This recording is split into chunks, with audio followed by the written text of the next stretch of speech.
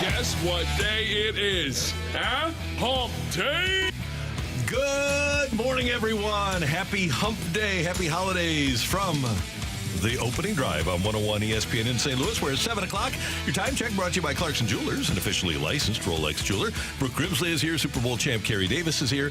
I'm Randy Carricker. Great to have you with us. Happy Hump Day, kids. How we doing? Oh, Hump Day's always a great day. It's a great day. Doing great. My Illini are doing great too, Randy. Oh, man. The Illini with a dramatic victory over 11th-ranked FAU last night.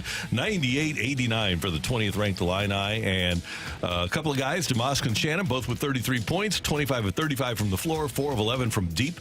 And the Illini look like, man, they're in, well, no, I wouldn't say that they're in March form, but... No, March form is... we're in December form. Hopefully we can carry December form into March. Yeah, but ILL. I. Congratulations to the Illini. Later on in the show, we're going to talk to Jamie Rivers. We're also going to talk to Bobby Tommy. Blues and Knights tonight. The Stanley Cup champions in town. Alex Pietrangelo, Ivan Barbashev will be here. And that pregame is at 7, late start, 8 o'clock here on 101 ESPN. Used to be back in the day when I was working as an usher, every hockey game started at 8 p.m. Really? And people smoked in the arena. It was just my God. Yeah.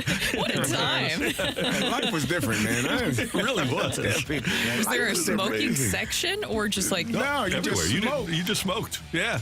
It was unbelievable. Wherever you were. I remember smoking sections in restaurants just for a little bit. Yep. Just for a little bit in the late 90s, and then it just all went away.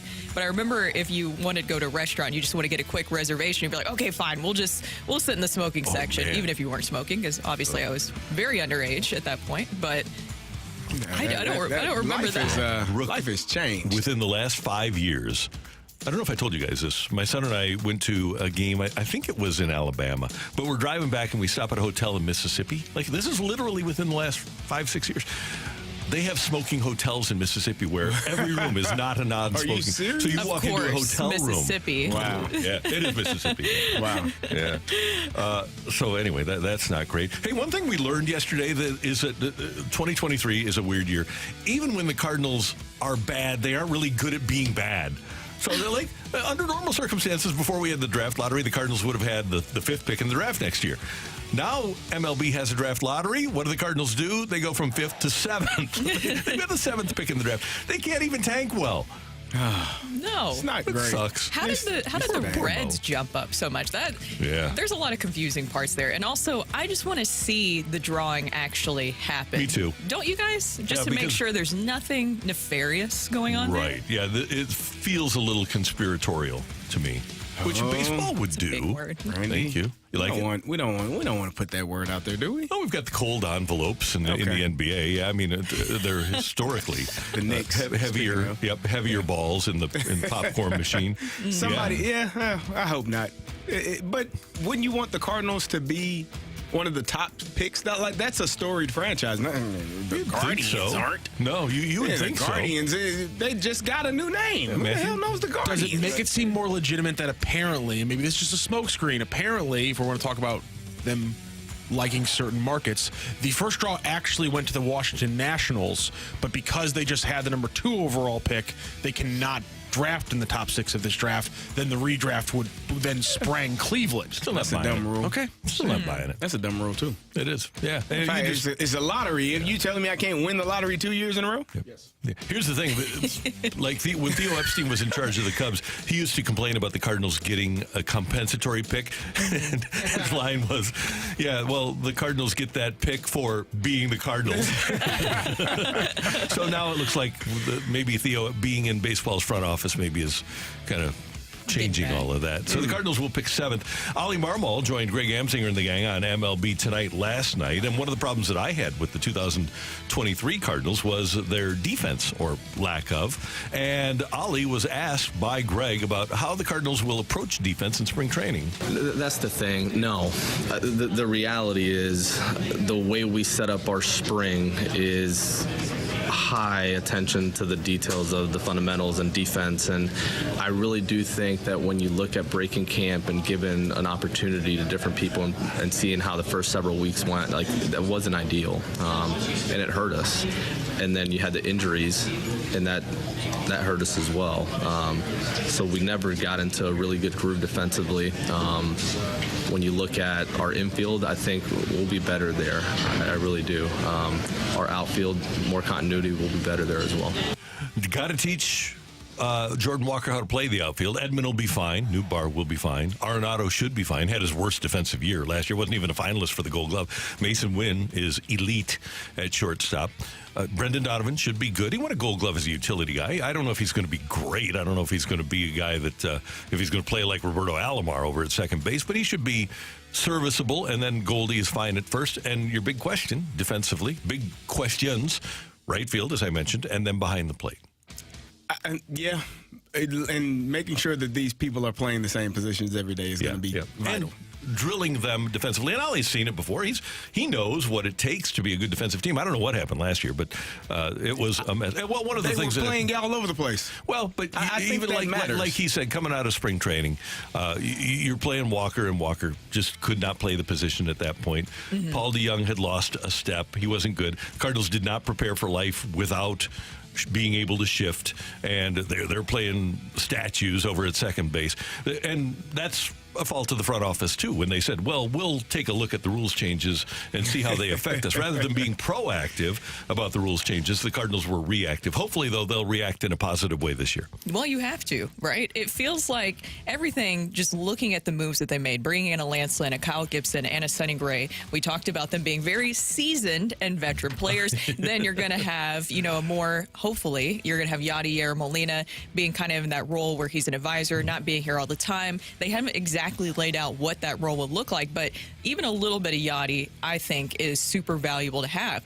This feels like there is a little bit some sense of urgency of, okay, if we bring in all these guys with that veteran presence, that means we can maybe turn things around quickly, but what will that exactly look like? Yep. And by the way, credit to the Cardinals. Today is the last day of the winter meetings, and absolutely nothing has happened. The two most aggressive teams in baseball this offseason have been the Atlanta Braves with their trades, especially for bullpen help, and the Cardinals by signing the three starting pitchers. So we could say, oh, they've only signed Lynn and Gibson and Gray. Well, nobody else has done anything. And by the way, teams around baseball now, free agent pitchers are saying, well, look what the Cardinals gave Gray as an AAV, and that's kind of the benchmark for free agent, above middling free agent pitchers. Everyone is still waiting on Shohei. He's holding this whole sport hostage.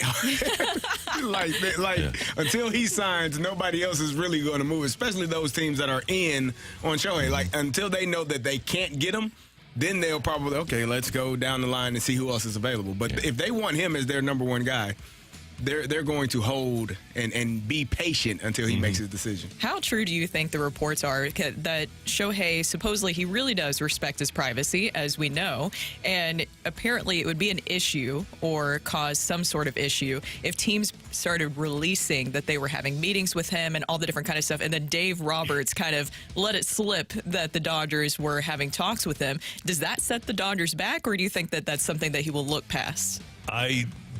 I would think that money will ultimately talk. Mm-hmm.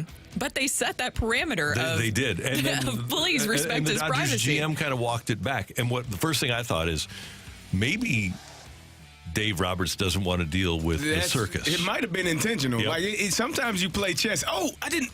Ooh. Yeah. But in the whole entire time, you knew what the heck you were going to say, and you said it so that it could get back to him, and so that it could be heard. And I don't want to be there. Yeah, cool. Let's look now. Can we move on? Right. Yeah. I got a pretty good team. I'd rather spend. If you're Dave Roberts, you'd rather spend that money on three pitchers this year, right? Because they have they have less starting pitching than the Cardinals. A lot of do. Injuries. Yeah. So if you're Roberts, maybe you say, you know what, I'll take. I can live with Freddie Freeman. I can live with Mookie Betts. I can live with Max Muncy. I can find to make hitters, but I can't make starting pitching. Yeah. And maybe he's thinking that way. And maybe, like you said, Kerry, maybe he's playing chess rather than checkers. He said, I'm just going to throw this name out there so that we can just take our name out of the hat. It's over with. Yeah, we met with him for 3 hours. Whoa, no, it was a great conversation. Yep. No, yeah. We looked at houses. No, he already has a house there probably. There's one of St. Louis's great treasures is a guy named Pete Woods. He's a local attorney and played, great guy. Played quarterback at Mizzou. He was a backup quarterback to Steve Pizarkos one year. I think it was 1976. Art gets hurt, and Pete Woods in a game at Ohio State comes in and brings leads Mizzou to a victory. I think it was a comeback victory over the Buckeyes. And otherwise, we have not seen Ohio State much. Mizzou used to play everybody. In the 70s, they played everybody.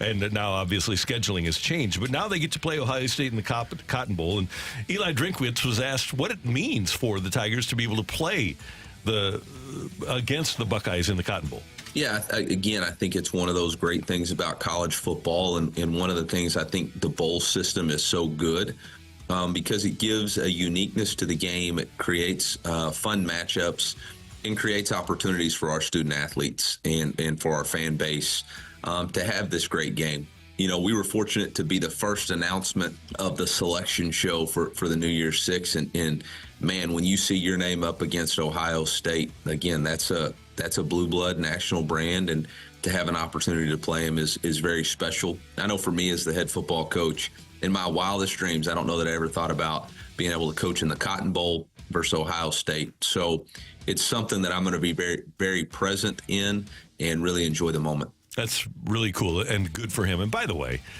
can we in college football quit calling them student athletes? Come on. Let's be serious here. You don't go to 4 schools in 4 years and be a student. You're an athlete. You're a football player. You're a pro, but you aren't a student athlete. Not in today's environment in college football. It has shifted a little bit. They still go to class, though. I mean, you still have to be eligible. If not, you won't be an athlete at all. So you still have to have some of the student principles. You only go during the fall, right? Maybe a couple of classes during the fall. Well, if you are, then you transfer.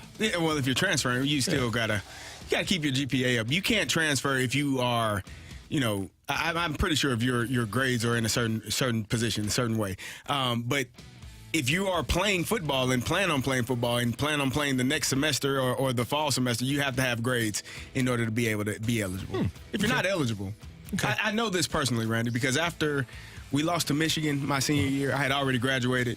We were 1-6, couldn't go to a bowl game. I told my coaches I wasn't going to no more classes. Yeah, well, I was going to drop them it's changed so much since you played, though, with the transfer portal and the way students move around. Athletes move around. I wonder how much attention, like the kid JT Daniels, who was at USC, Georgia, West Virginia, and Rice. Now he went to pretty good schools, right? But I wonder how much he really went. How much school actually occurred as opposed to how much football actually occurred? Well, if I was them, I would be taking business classes so that if you have these NIL deals, you know exactly what you're looking at and how to manage that money, or some sort of financing degree, right? Yeah. That'd be beneficial. Let me tell you, they kind of put you in certain classes. In college. There you go. Yeah. Certain Thank you.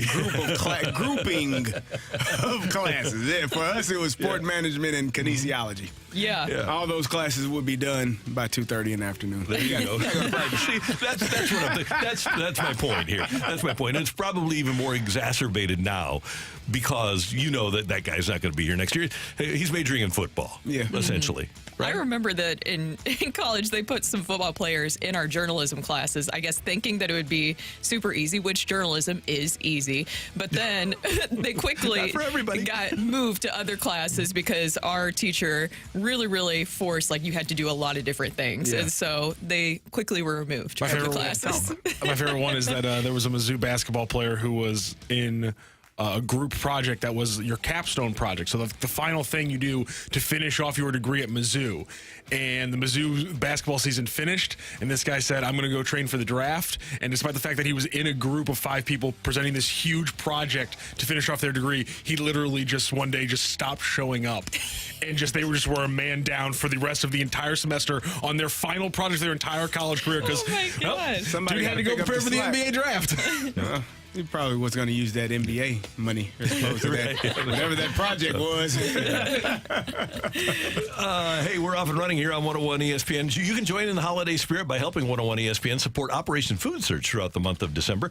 We partnered with STL Shirt Company to offer a special 101 ESPN online merch store this month, offering 101 ESPN t-shirts and hoodies and hats and more. Plus, we brought back some of our classics like the Dunctionary t-shirts, Be Patient shirts, Jamie Rivers and Brad Thompson jerseys. accessories. Order any 101 ESPN swag during the month of December, and proceeds from all sales will go to support Operation Food Search. Visit the 101 ESPN online merch store now at 101ESPN.com, powered by McBride Homes. It is a Wednesday, and that means it's Ask Uncle Randy Day. Get your text into the Air Comfort Service text line, 314-399-9646. 314-399. Yo-ho! Ask Uncle Randy during the holiday season next on 101 ESPN.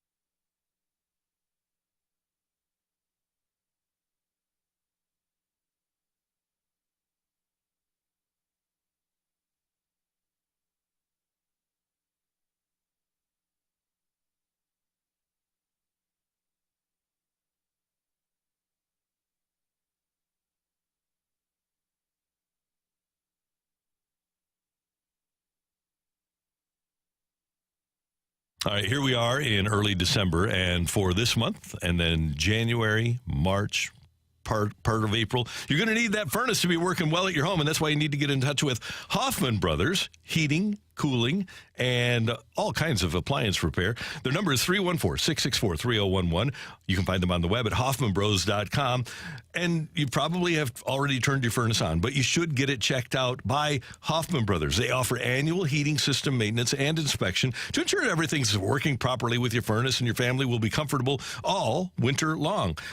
They'll check all the burners. They'll check the gas lines for carbon monoxide. They'll provide safety for you and your family. As a matter of fact, at Hoffman Brothers, safety is their biggest priority. And if they notice anything that looks like it's going out in your furnace or needs replacing, they're going to bring it to your attention. They did that for us, and we had to get new furnaces last year from Hoffman Brothers. And man, it makes a difference when you have a new, efficient furnace.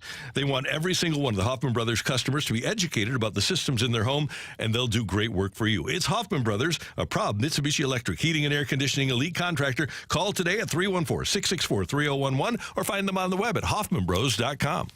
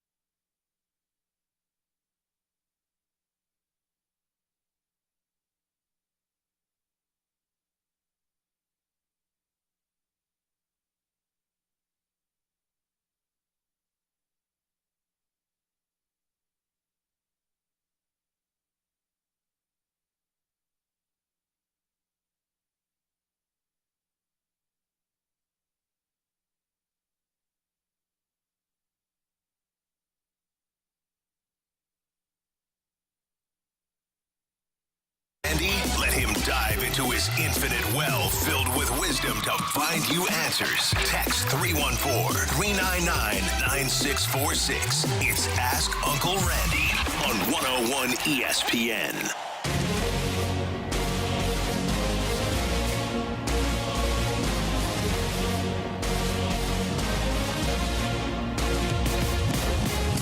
Open for Ask Uncle Randy, 314-399-9646, 314-399. Yo-ho. I did get a text about the spot that I did for Hoffman Brothers.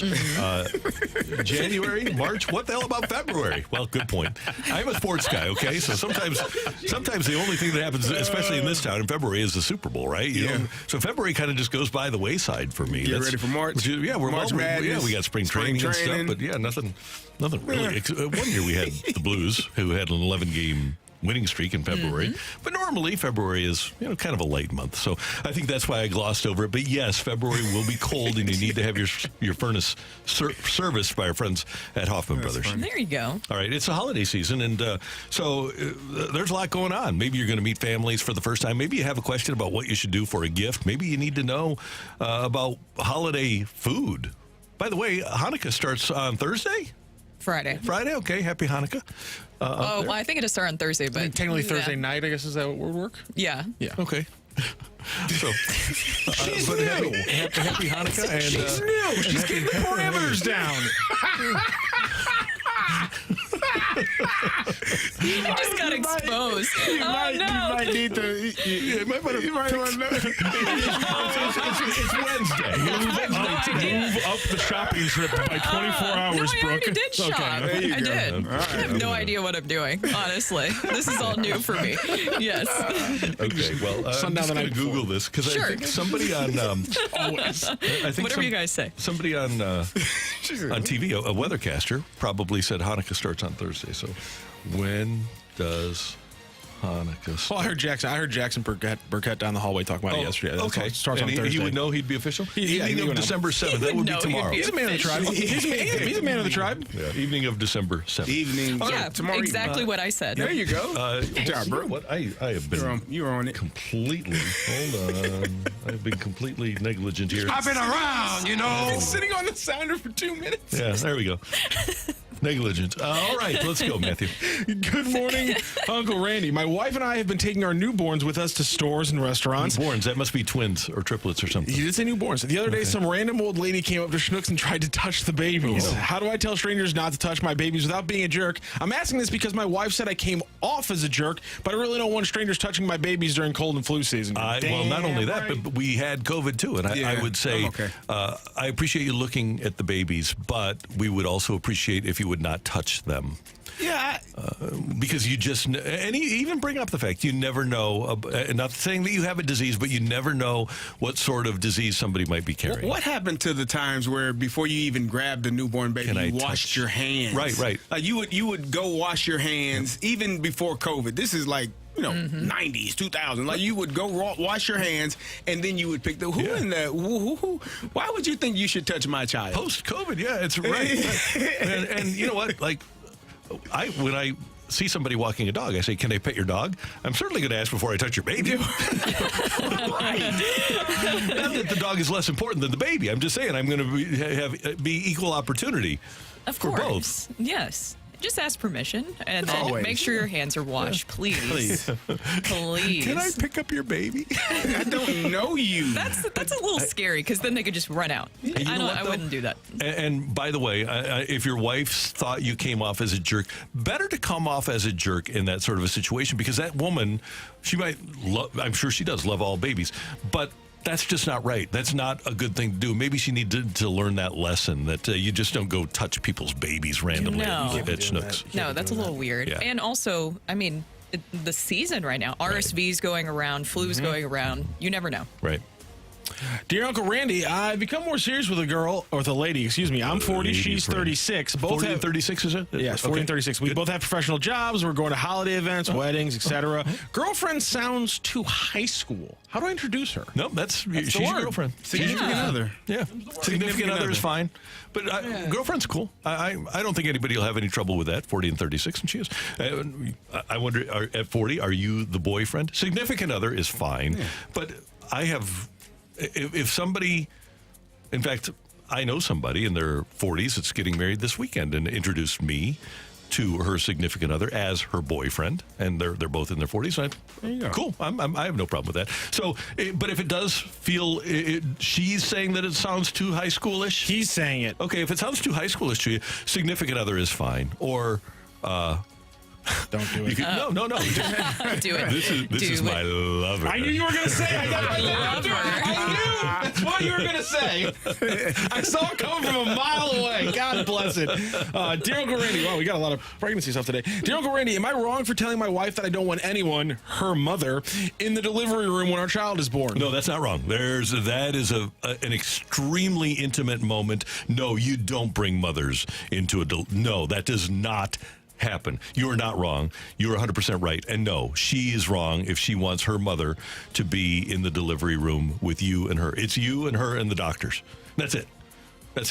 My daughter's birthday was yesterday, and we were reminiscing about the birth of our children. And one of them, one of the kids, the doctors were singing Paul Simon's "Diamonds on the Soles of Her Shoes" while they delivered the baby. That's amazing. Yeah, pretty funny. He does say, for context, I have a fantastic relationship with the mother-in-law. I just don't think anyone but mom and dad and medical staff Totally, belongs in there. 100% agree. Mm-hmm. Dear Uncle Randy, my wife has never been the best gift giver, which is fine because I love her and don't need anything. So every year when she says, so we're not doing gifts this year, right? It's still a trap and I still need to get a gift, You right? still need to get a gift. Yes, you do. And never forget it and put thought into it. Be creative. But yes, when she says no gifts, she means I want a gift. Oh, sorry. You're on candid camera. Smile. Why is it so difficult for just say what it is you want, what it is you need, Yeah. what it is you like? I think that's the simplest thing in life. You know, I like this. I don't like this. Mm-hmm. And not just, you can do whatever you want, whatever makes you happy. That's Brooke, not I true. think here's my thought process for you, and I know there's only 3 weeks to go. Yes. Before Christmas, I suggest that David get you a dog and you get him a GMC. Like the Excuse me? Pickup truck, yeah. Like the commercial. Just whistle, and then the The truck GMC comes comes Dog bounding and through a the GMC. snow. Like the commercial. Whoa, no. The commercial. I don't know how much money you guys make, but I don't have that GMC money over It's a here. cute commercial, and then there's the other one. I don't remember what truck it is, but They both get one. They both get like a big giant Wow, pickup. that's beautiful. I don't think that's going to happen for us. We do Okay. have a lovely dog in Stevie Nicks, and Yes. she's fantastic. And I think she likes being an only child at this moment. Okay. Uh-huh.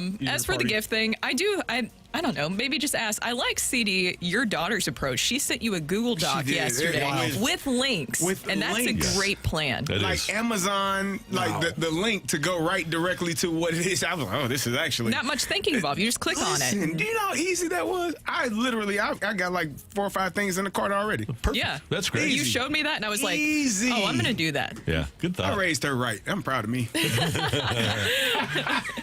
And you've got you're thinking, my daughter sent me a Christmas list. I got her raised right. She's got you right where she wants She you. does, but at least it wasn't too expensive. There you go. Dear Uncle Randy, am I a bad person? The kids will hate it, but Merry Xmas, everybody. We're going to the Cotton Bowl. They're not really huge football Why would fans. the kids hate that? They're That not. is He good. says it at the end. They're not huge football fans. I don't care. They're going to Dallas.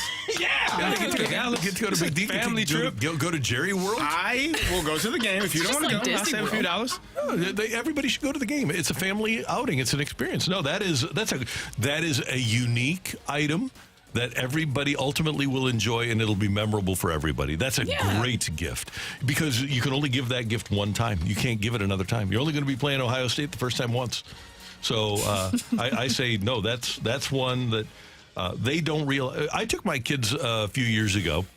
Patrick and Katie and I were down in Nishville for Blues Predators game, and it was New Year's, and we wound up going to the Music City Bowl, LSU and Notre Dame.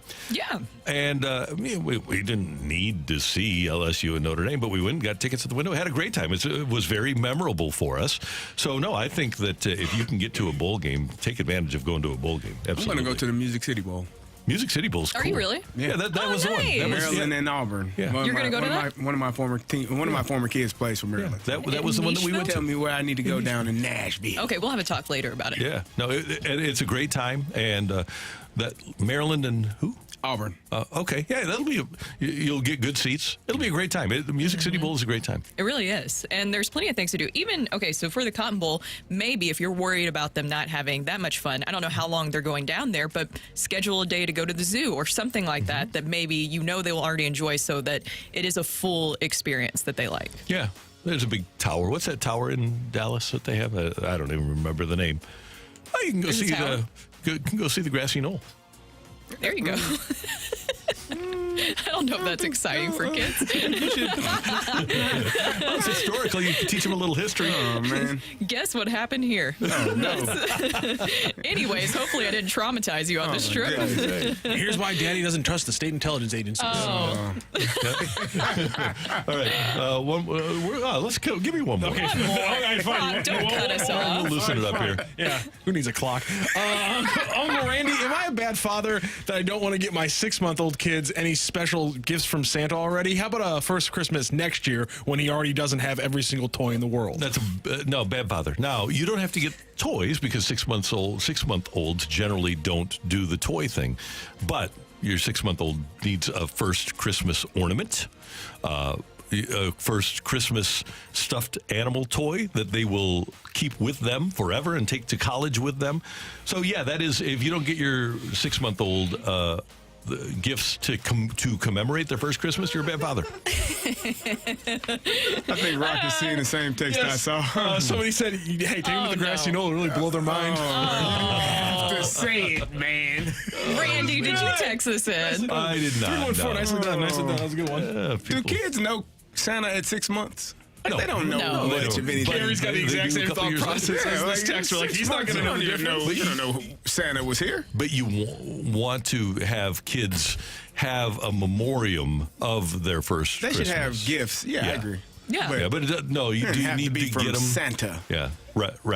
And you don't need to get them like a big fire truck to fall off. We can't. You could also Photoshop things and take a photo and make it seem like you got them a big gift, and so later on be like, I got you a GMC truck, and you didn't want it, so we sent it back.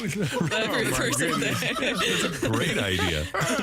I'm not getting a GMC truck, David. I'm sorry. It's not happening. We're getting a lot of texts and comments on the YouTube and the text line who are saying, guys, the Dallas Zoo is not free. Oh. Well, yeah. Well, you got a better. Why would we go there? We start talking about Dallas, people start losing their heads. It's unbelievable. Oh, my God. Randy! Why is my camera floating? My camera's floating. It's just doing its Whose own thing. camera's floating? Mine. Thank you very much for the text. We do appreciate them. Hey, here's a question for you. Dancing. Does the College Football Playoff Committee even communicate? That's next on 101 ESPN.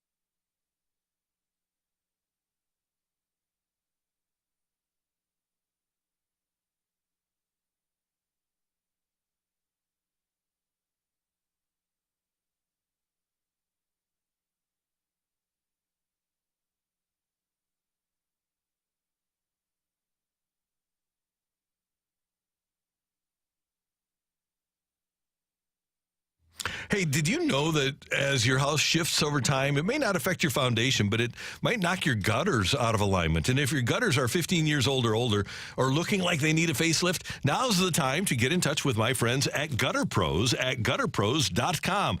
They do a great job of taking care of your gutters and making your house as efficient as it can be. You might have 5-inch residential gutters, and that's what home builders put in.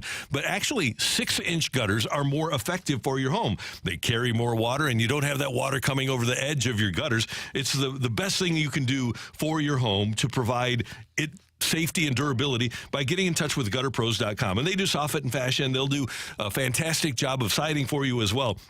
Get in touch with Gutter Pros at gutterpros.com, and they'll cover an area about 50 miles around their downtown facility. They have a great staff. They're A-plus rated by the Better Business Bureau at Gutter Pros, 4.9 out of 5 stars in their reviews, and you'll love their staff. They're not a high-pressure company. They'll solve your needs without making you feel pressured. At Gutter Pros, learn more at Gutter Pros, Gutterpros, gutterpros.com.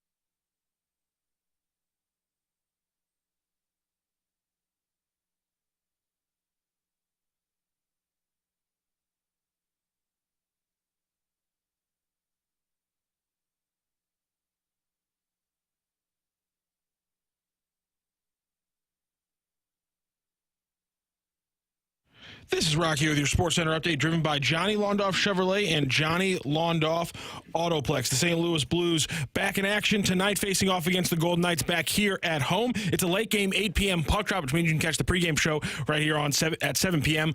on 101 ESPN and 101ESPN.com. Last night, a big game for the Fighting Illini and a big win, number 20, going into the game against the number 11th ranked Florida Atlantic Owls, and they beat them at 98-89. It was big games from Luke Damask and Terrence Shannon. They both poured in 33 points. That was 67% of Illinois' total points. They also made 70% of Illinois' total shots in the game. That is your Sports Center update, driven by Johnny Londoff. Find your roads and shop 24/7 at londoff.com and londoffautoplex.com. Are you kidding me?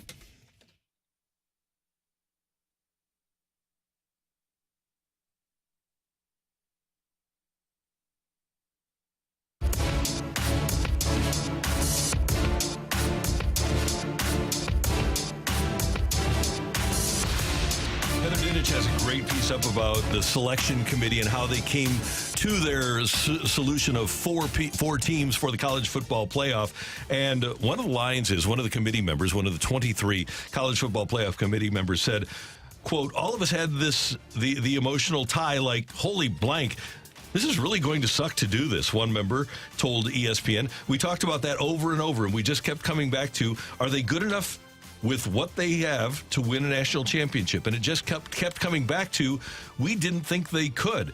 Now, Bill Hancock, who was in the room as part of the selection committee, as the head of the committee as well, said, "I don't recall us really talking about that." So you wonder what sort of communication was going on in that room, that somebody actually asked the question, do they have enough to win the national championship with what they have? But somebody else doesn't recall that part of the conversation at all.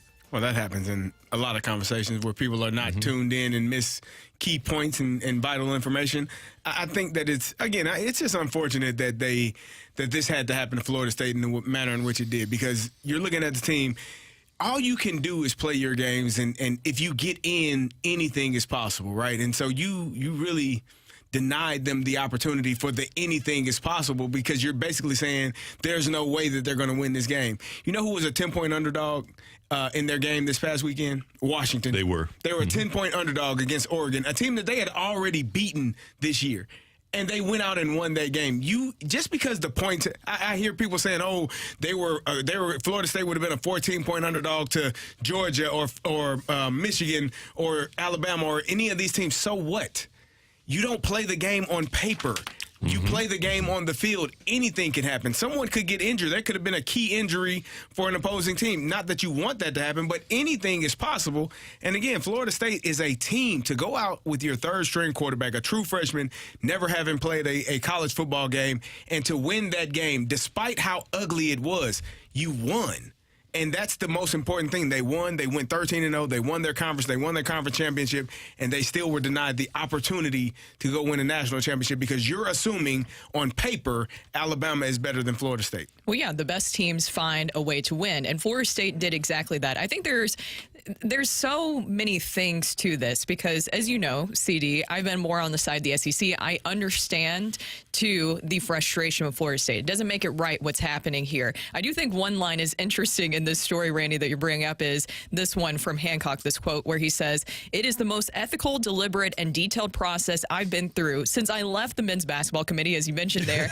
And just go ahead and say, take the ethical part out, because do I think what happened here was exactly right? No. I wish that they would be more honest about this, and I think we all know what's really going on here. It came down to money. It came down to the four teams that they thought would do the best, one, product-wise, maybe the most competitive teams. It wasn't about the records, and I think they made that very clear even going into the selection process. It wasn't going to be about the records. It would be about the four teams that they thought would be the most competitive product, which is going to drive up ratings. Alabama and Michigan, I assume, are going to do crazy ratings, and that's what it comes down to. You can take the ethical part process out of this because that's not what this was about, and I just wish that they would be more honest about that. And at the end of the day, the Big Ten and the SEC are the two conferences that carry the big stick in the college football playoff. It's not the ACC. It's not the Big 12. That's why we've seen years where the ACC might not be represented. The Pac-12 might not be represented. The Big 12, if they are represented, it's as the number 4 seed.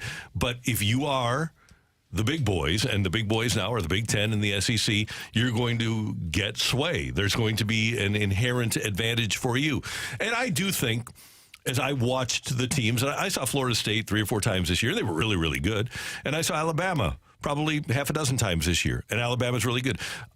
My eye test tells me if Alabama played Florida State, they'd probably beat them. But I'm going to go, if I were in this committee, I would go, I would fall on the side of reality rather than perception. I perceive that Alabama's better, but I don't know. But I do know that Florida State was undefeated. And I don't think that was given enough of a discussion here. And if you're going to leave a team out, leave. And one thing I don't get about this committee, teams are different between week 2 and week 12. And they didn't seem to understand that if Alabama and Texas played again, Alabama would, as great as Texas is this year, Alabama would certainly give them a better game. At home, they'd probably beat them. And I don't think that was given enough sway either. One win early in the season is a lot different than a win late in the season. The part that I think we had Dennis Dodd on Monday, and he talked about making the votes known from the College Football Playoff Committee. Know who voted where and what they decided on, because we don't know. We just know allegedly, collectively, they came to an agreement where one person, as you said it was a strenuous process. It was a difficult, and another person, it wasn't that bad. I don't recall it like that. That's to have those completely opposite ends of the spectrum on a matter that matters this much, I think is absurd. But when you talk about Bama, to me, when I watch Alabama play football this year, they do not show me the explosive offense that I've seen in the past few years. Their leading rusher is 9th in the SEC. Their leading passer is 8th in the SEC. This is not an elite team that they have been in the past few years, regardless of what you want to tell me. Yes, they are a good team. Are they better? They beat Georgia. I get it. That was a good game for them. But that's not a game that I watched that's not a game that I watched both of those teams playing like, ooh, this is great football. No, it was good football, but it was not explosive. It was not, compelling in the sense of I need to see one of these two teams in the national championship. That's not how that works. Everyone is so caught up on what Florida State didn't do. Alabama won the game, but it wasn't, as I said, as compelling as it has been in the past few years to watch an Alabama team. So we'll see. I think Michigan is going to win that game versus them, and then we can put all of this to bed, and we don't have to hear any more about it. Yeah, it was a down year for the SEC. I think it's not the caliber that we are used to seeing from them, but it was also a down year for the ACC. In the article, they also pointed out the strength of schedule, which is something that I've also seen brought up being a deciding factor. Alabama was number 4 in Sports Source Analytics rankings, and that's one of the tools that they use, where Florida State was number 55 on that. But just going back to the rankings, even before this committee selection, do you wonder if maybe that system was even a little bit more flawed? Because obviously you beat a number 1 team in Georgia, the number 1 team in the country, but then you had this whole leapfrogging system where it, I think, caused even more of this kerfuffle that we're seeing. And somebody texted this in, which is a good point about Florida State. What about Cardale Jones? Everybody remembers that with Ohio State down to their 3rd-string quarterback,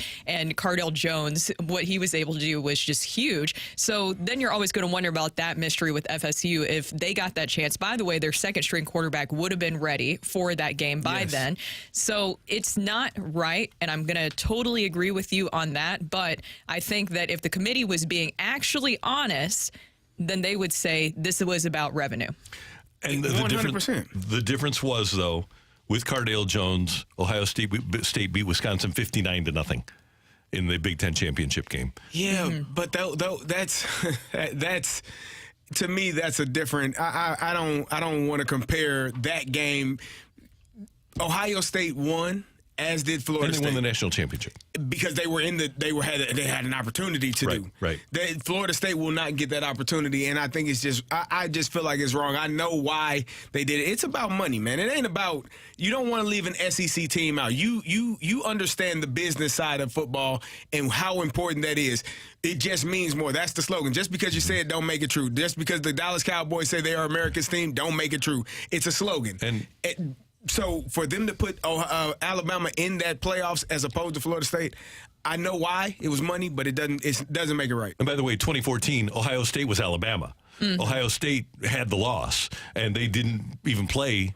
There were other teams that perhaps deserved more of an opportunity because of the perception of Ohio State, but they obviously made it and wound up winning the championship.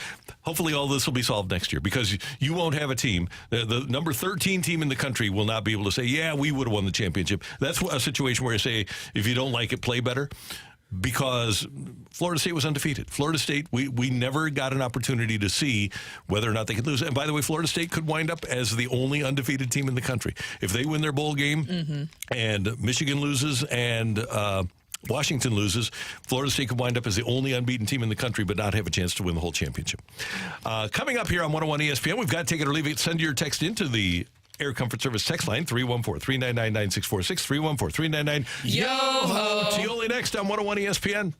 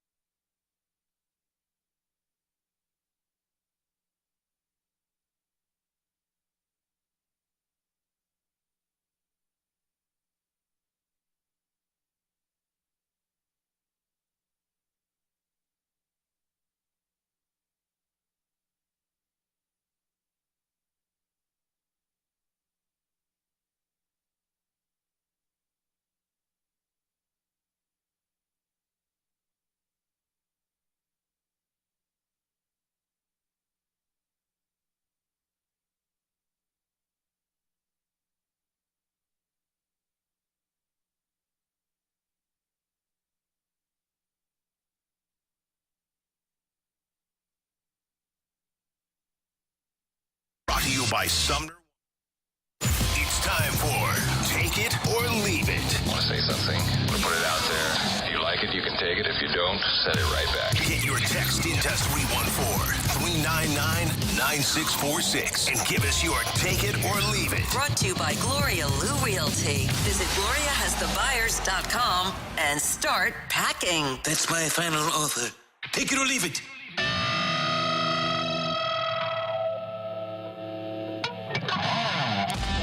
It's time for Tioli, 314-399-9646, 314-399-YO-HO. Guys, Mike Schilt says that he's going to head on over to Miami to meet with Juan Soto on December 17th. I'm assuming Juan Soto is still going to be with the Padres at that point. And then Schilt says, I'm going to go see Tatty, Fernando Tatis Jr., on the 18th and 19th, and then bounce on over to Aruba to see Bogey, Xander Bogaerts after that. Take it or leave it. Schilt is making sure that he doesn't have any philosophical differences with his players before spring training starts. Oh, I'm going to take that. Take it. Take it. Yeah, definitely got to take that. He wants to make sure all things are going in the right direction. I wonder if anybody among the Cardinals who was involved in the philosophical differences is kind of hoping that it doesn't work out for Schilt. Oh, I'm going to have to take that, maybe? I think so, too. But he was a part of the organization for so long that you would hope that they would want to at least root for him and his successes. But the way that everything played out did not seem to go well. I think, if anything, for Mike Schilt, he should probably have a lot of conversations with Preller, who seems to have a lot of issues with his managers. So he might be in another situation like that. So right now, the Buffalo Bills are 6-6. If the playoffs started today, they would be out. They are 11th. Take it or leave it. They actually make it into the playoffs and make it to the AFC Championship game. I'm going to leave it. I hate their schedule the rest of the way. From here I don't on think in, they will either. But 6-6 throw it out there. At Kansas City, home against Dallas, at the Chargers, and then New England, and then at Miami. Miami might be resting that final week, depending on where they are. They can go 3-2 in those last 5 or 4-1. They'll beat the Cowboys. You think so? Yeah. Okay. They probably will lose. You got I don't know about the Chiefs. The Chiefs are so confusing right now. Desperate Chiefs team, though. They are desperate, but they aren't really good. You can be desperate and not but they've got a lot of good players to be good. They got a good player. They got 2 really good players offensively. Defensively, they are as sound as can be. If Pacheco is healthy, he's a good player. Rashee Rice is emerging. I would not be averse to having that offense if I was a fan of that team. Any team that plays the Chiefs, you double Kelsey and let the other guys figure it out. Right. And see how let the chips fall where they may. I would take Kansas City at home in that game over Buffalo. I think I did take Kansas City. You never know with the Chiefs, because that was a bad game the other day. And by the way, Green Bay might make the playoffs. Green Bay is emerging. That's a really good coach in Matt LaFleur, and he's got a really good staff. His winning percentage is really good, too. Weird year for the NFL. Yeah. Nobody could have predicted this. The script writers went crazy. Take it or leave it. We were talking about Shohei Ohtani earlier, and this is just kind of a discussion that I saw a writer having, and I thought it was interesting. Take it or leave it. It's a bad thing for Major League Baseball that Shohei Ohtani wants his privacy with all these conversations. Take it. Was that the Buster Only piece? Mm-hmm. Yep, I agree with you 100%. I'm going to take it. A bad thing, because Buster's argument is that with Shohei Ohtani being essentially the face of Major League Baseball, that it should be a little bit more public and out there, and where these teams don't have to dance around it. Now, I am going to have to leave it because I think I do somewhat understand. Now, in Japan, as we know, Shohei is a mega superstar. Privacy is not a thing over in Japan if you are considered a superstar. So maybe this is just my line of thinking with Shohei. He wanted to test to see if he can trust teams to make sure they wouldn't leak out negative information about him that's going to be all over the news in Japan and things like that. You know what I mean? Like if things aren't going well, he wants to make sure that his privacy is secure. So for teams he's testing, if you can't even handle this, I'm asking for privacy in this situation, then I'm not going to be able to trust you during my career there. I think he needs to plan a decision. Like LeBron James? Yes. Oh, yeah. Do it on ESPN at a Boys and Girls Club? Yep, and just have the tour, take the tour, and like Buster Only suggested, publicize it. Yeah, talk to people about it. Celebrate baseball. But no, I don't think he will, but I'll take it that I think he should. Yeah. Be a little bit more public. I understand. All right, Matthew, what do we got on the text line? Take it or leave it. The only way to figure out whether the Blues will win or lose a game on any given night is to shake a magic 8 ball and just go with what it says. Yes, I'll take it. Take it. Yep. What did they say? Take Not it. a chance. Yes, you got this. Maybe. Wasn't there like a maybe? Maybe. I'm trying to remember. Used to love that thing. Yeah. Take it or leave it. The college playoff committee needs to be taught the lifelong lesson of there's no I in team. Yeah, I'll take it. I'll take it. Yeah. I don't know what they're doing. I'll take They it. can't win without No. their quarterback. Take it or leave it. They learned the much more important saying. It's all about the Benjamins, baby. Oh, yeah, I'll take that. I'll take that for sure. Yeah. Cash rules everything around me. Dollar get the bill, money. y'all. Dollar bill, y'all. Yes. Take it or leave it. The Steelers will have a 5-1 record in the AFC North this season. I don't know, man. I don't know. Ain't got a quarterback, in case you guys don't know that. What do you mean? You have a former top 3 pick. We have a quarterback issue if you didn't know that. 3-1 in the fully division in now. Who they have? They have They've got the Bengals left at home, and then they're at Jake Baltimore Browning. to end of the season. And Baltimore might be one of those teams that are resting guys as well. So I don't know, man. I mean, they should beat the Patriots tomorrow. If they don't beat the Patriots tomorrow, we Then can it's all over. We can go ahead and pack it up for the rest of the season. And then at Indianapolis, that should also be a win. Indy's pretty good, though. They are, but I think we can still win that one. Indy's right now, record-wise, tied for a playoff spot. They got to win. They got to beat the Patriots on Thursday Night Football. It's going to be intriguing. Yeah. Take it or leave it. This is a weird one, but I'm going to say it anyway. Take it or leave it. You want Shohei Ohtani to go to the Cubs because it makes the Cards-Cubs rivalry that much better and entertaining. I'll take it. Yeah, that's not even going to happen, though, because there's a report that the Cubs are definitely out of that conversation. Apparently they've given up. Yes. Probably taking too long.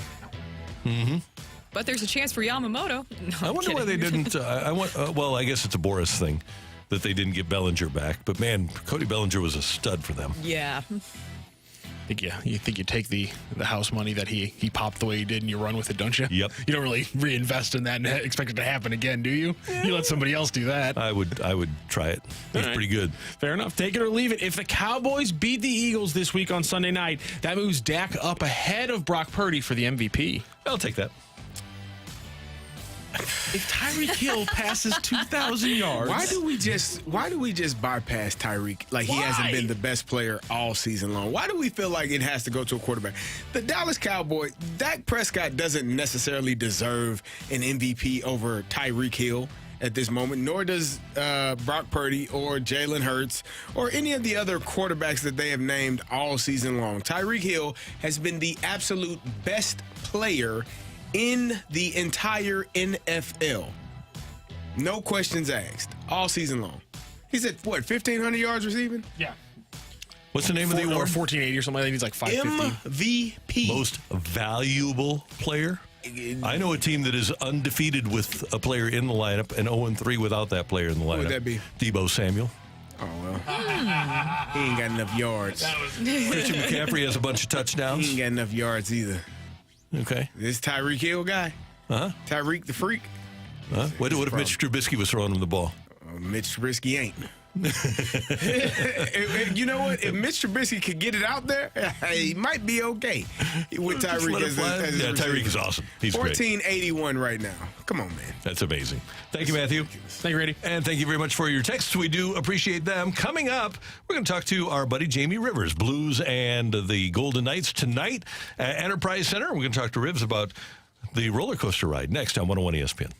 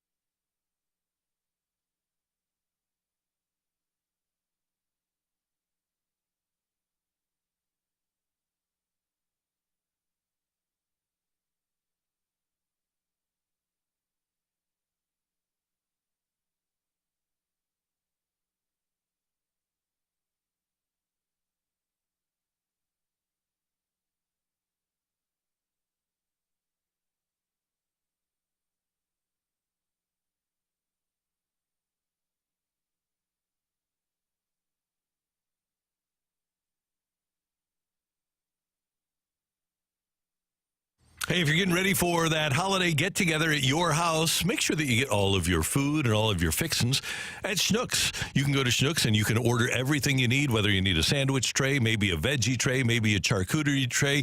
They'll have everything you need. They have a great selection of wine. Their drink department is spectacular, and you will really love, and all of your guests will love, everything that you have at a party that is put together at Schnucks. And when you go, before you stop by the store, make sure you download the Schnucks Rewards app. If you aren't a member already, get 2% back on every purchase you make at Schnucks. And that way, one of those days in 2024, you'll be going through the line at Schnucks and they'll say, hey, you've built up 15 rewards points, $15 in rewards points. Do you want to use them? Absolutely. Schnucks also has the best bakery in town. If you're a donut fan, you'll love the donuts at Schnucks. And they have a spectacular butcher shop where you can have the greatest ribeye steak that you'll ever have. Download the Schnucks Rewards app, and for your holiday party, make sure it gets started at Schnucks.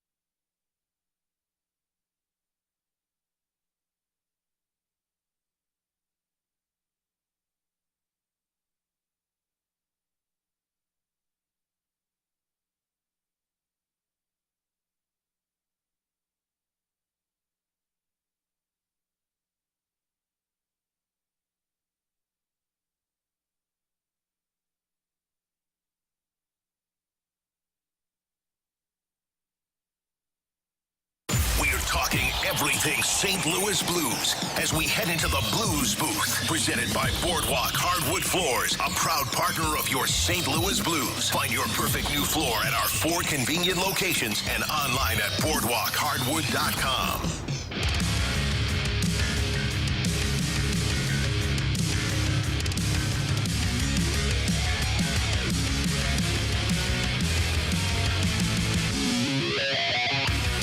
And the Golden Knights are in action tonight over at Enterprise Center.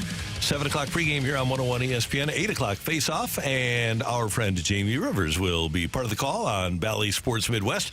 Rivers joins us now here on 101 ESPN. Rivers, a late start tonight if you weren't aware of it. 8 o'clock, so take your time getting to the rink.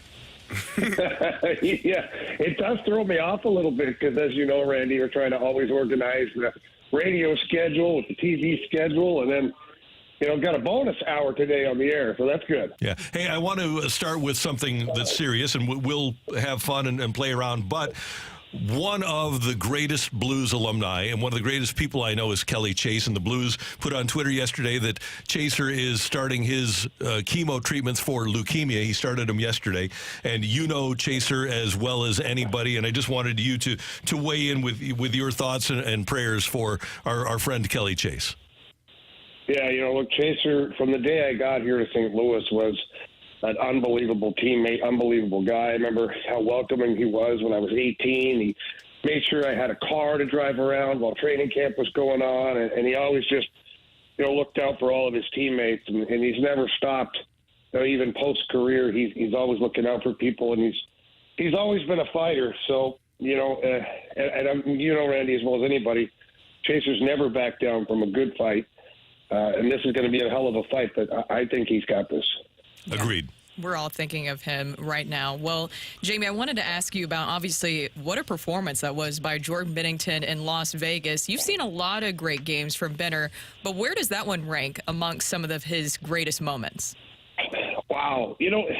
I think we forget sometimes just how good Jordan Binnington has been since being recalled way back in the 2018-2019 season. I mean, obviously he went on that magnificent Stanley Cup run, and there are a number of games where he played out of his mind in that playoff run. The double overtime game against the Dallas Stars, of course, we always go back to Pat Maroon because he scored the overtime winner. But without Jordan Bennington, there is no overtime that game. I mean, there were pockets of that game where the Dallas Stars were all over the Blues, and Jordan Bennington made save after save after save.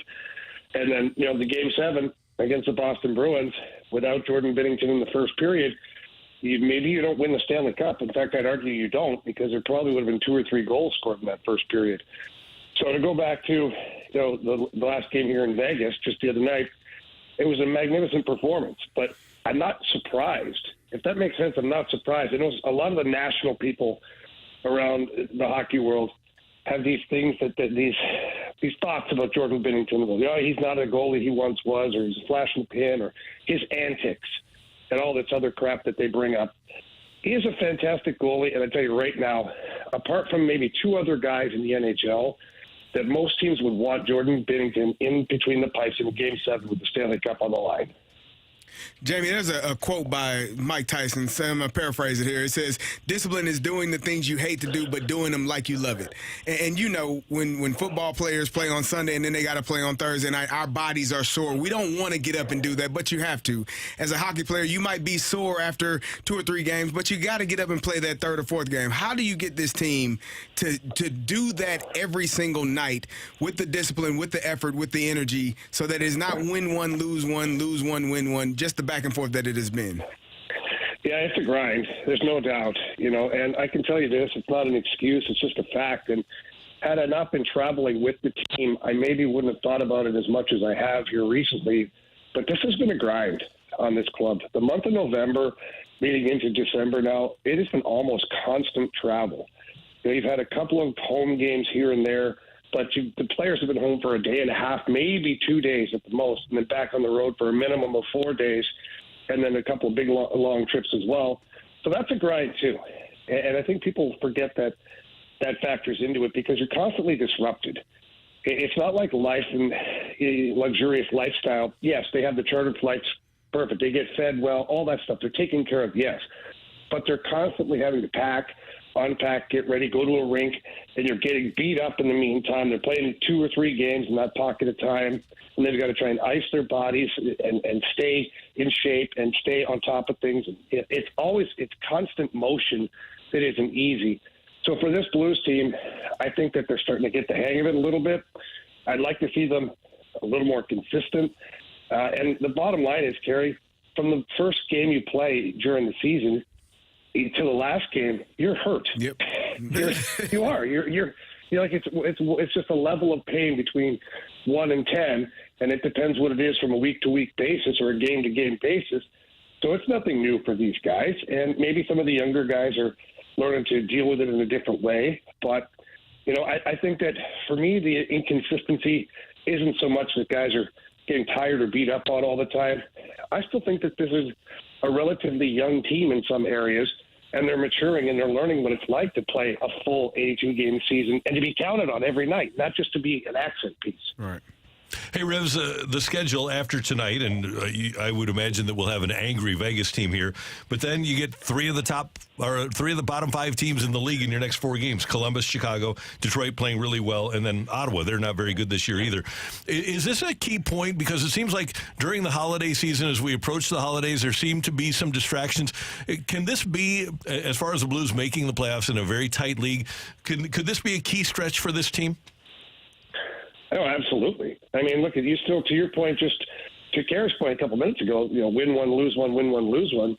The Blues, to their credit, haven't lost 2 in a row here, but they also haven't strung together a bunch of winning streaks either. So I think that this part of the schedule is huge.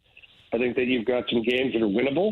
However, I would caution not to look past those games, because the last time that happened, you look past a team called San Jose, and you end up losing 5-1. And, sometimes, I think there was a certain amount of maybe even looking past Arizona the other night, and, that blew up in your face because you weren't ready to go in the first period. So I don't think, even though there's teams that are not good in this league, I don't think there's ever a game where you can't prepare for it. So this Blues team better be ready to go. If they truly want to win games, those are the games they have to really elevate their game, but they make sure they get the damn 2 points. Yep. And by the way, congratulations to the Sharks. They're not in the basement of the league anymore. The Chicago Blackhawks have the worst record in the National Hockey League now. It's always good to hear those words. Chicago Blackhawks in the basement. Yes, it is. Rivs, have fun tonight. We'll be tuned in. Thanks so much for the time. We appreciate it, and have a good one. Thanks a lot, guys. Appreciate it. Take care. That's our buddy Jamie Rivers, Blues analyst on Bally Sports. You'll hear him this afternoon with Anthony Stalter on the Fast Lane on 101 ESPN. Well, let's see if they can string together another win, because that was a great performance by the Blues against Vegas. I get the traveling. I understand all of that. I think the part that, and I think Jamie would agree with this, every team is going through it. You know what I mean? So if every team, it would be one thing if you are, you know, when you're traveling to a city and the team has been home for 4 or 5 nights, that definitely makes a difference for them because they're rested and you've been on the road traveling. So those things matter.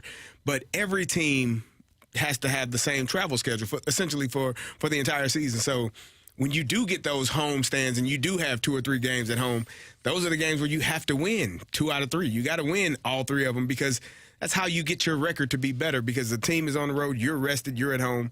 You just got to find a way to be more consistent than they have been. Blues 7-3 at home, 6-7-0 on the road. And these are road games, as we mentioned, against Chicago, Ottawa, that you need to take advantage of.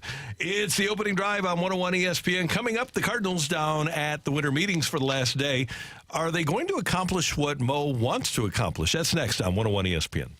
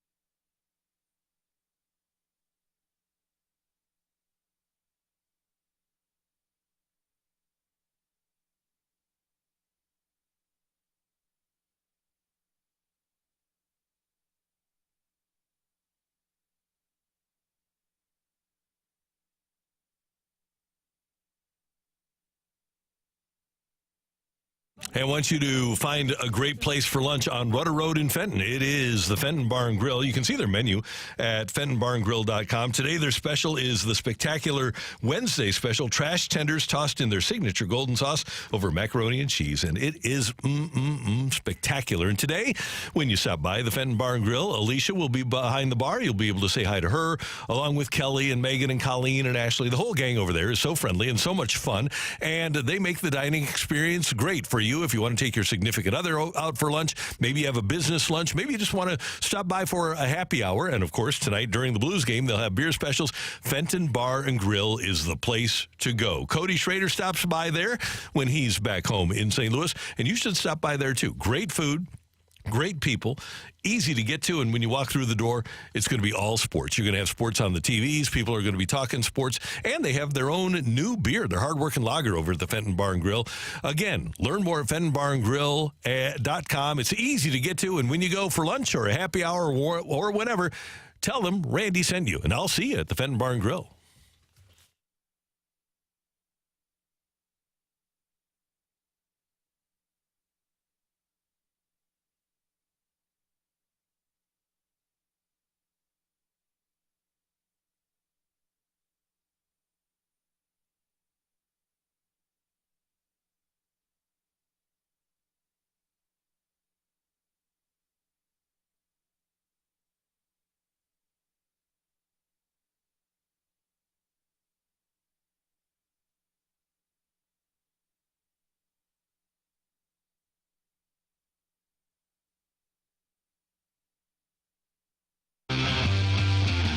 Well, expectations are high.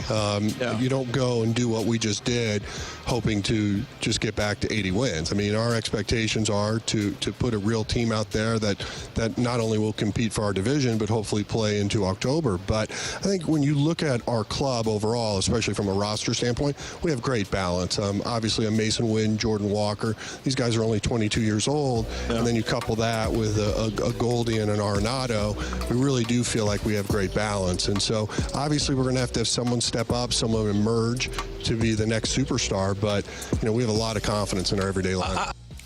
That is John Mozeliak on MLB Tonight on MLB Network. And he said last year on opening day that he had a lot of confidence in their opening day lineup. They liked their offense last year, and their offense was reasonable. They also liked their pitching last year, and it didn't work out. The pitching should be better this year. Derek Gould reporting yesterday that the Cardinals met with agents discussing their reliever clients. They're weighing those options versus potential trades, and currently see set-up free agents as the more likely route to go for two additions to the bullpen. I want to start with this, and I do appreciate Mo going down to the winter meetings with the idea of getting relievers. But I said this when the Cardinals tendered Tyler O'Neill, that they have to have a deal for Tyler O'Neill. Somebody's got to be prepared to take him. Otherwise, why would you have a $6 million Tyler O'Neill on your roster? Mm-hmm. And it doesn't appear now as if there is essentially a taker for Tyler O'Neill. That's what I was confused about, because I just thought that that's what was happening. I'm like, oh, surely there would be some sort of deal lined up. But now it almost seems like they're just trying to continue to put it out there. Hey, by the way, we have Tyler O'Neill. And maybe they have had some conversations, and they were looking for specifically a reliever in exchange for Tyler O'Neill. And teams are saying, well, that's not enough. We're going to need another part of this package other than just Tyler O'Neill. And the Cardinals aren't willing to budge maybe with some of the other guys that people are asking for. I think, well, that waiting on, you know, the Tyler O'Neill trade or news on him is going to be, might be a while. And the thing about it is that this is the thing that I always say about fans of a specific team. Well, let's just trade such and such. To who? I mean, if you don't want him, what makes you assume that other people are going to want him? They watch what he's done. They see what he's done. He's a hell of a baseball player, but he's been injured a lot throughout his entire Cardinal career. So when you're looking at him and what you could get in return, the Cardinals may have to settle for something that they don't think is worth trading him for. But if you want to move on from him, knowing that he's not going to get many at-bats, knowing that he's not going to get many opportunities, you're going to have to trade for something less than what you were expecting to begin with. And at this point, again, if teams are not knocking down your door, which they probably aren't, to trade for Tyler O'Neill, that's going to be the result. Matthew, can you play that cut again? Just the first 10 seconds of that cut, because there's something that he said here that I kind of referred to on the day the Cardinals signed Sonny Gray. Here we go again. Well, expectations are high. You don't go and do what we just did, hoping to just get back to 80 wins. I mean, our expectations. Right there, that's good. Didn't you say something like that? What I said is if you are going to spend a record amount of money to get back to 500, that would be a waste of money. So he says you don't do what we've done to get back to 80 wins.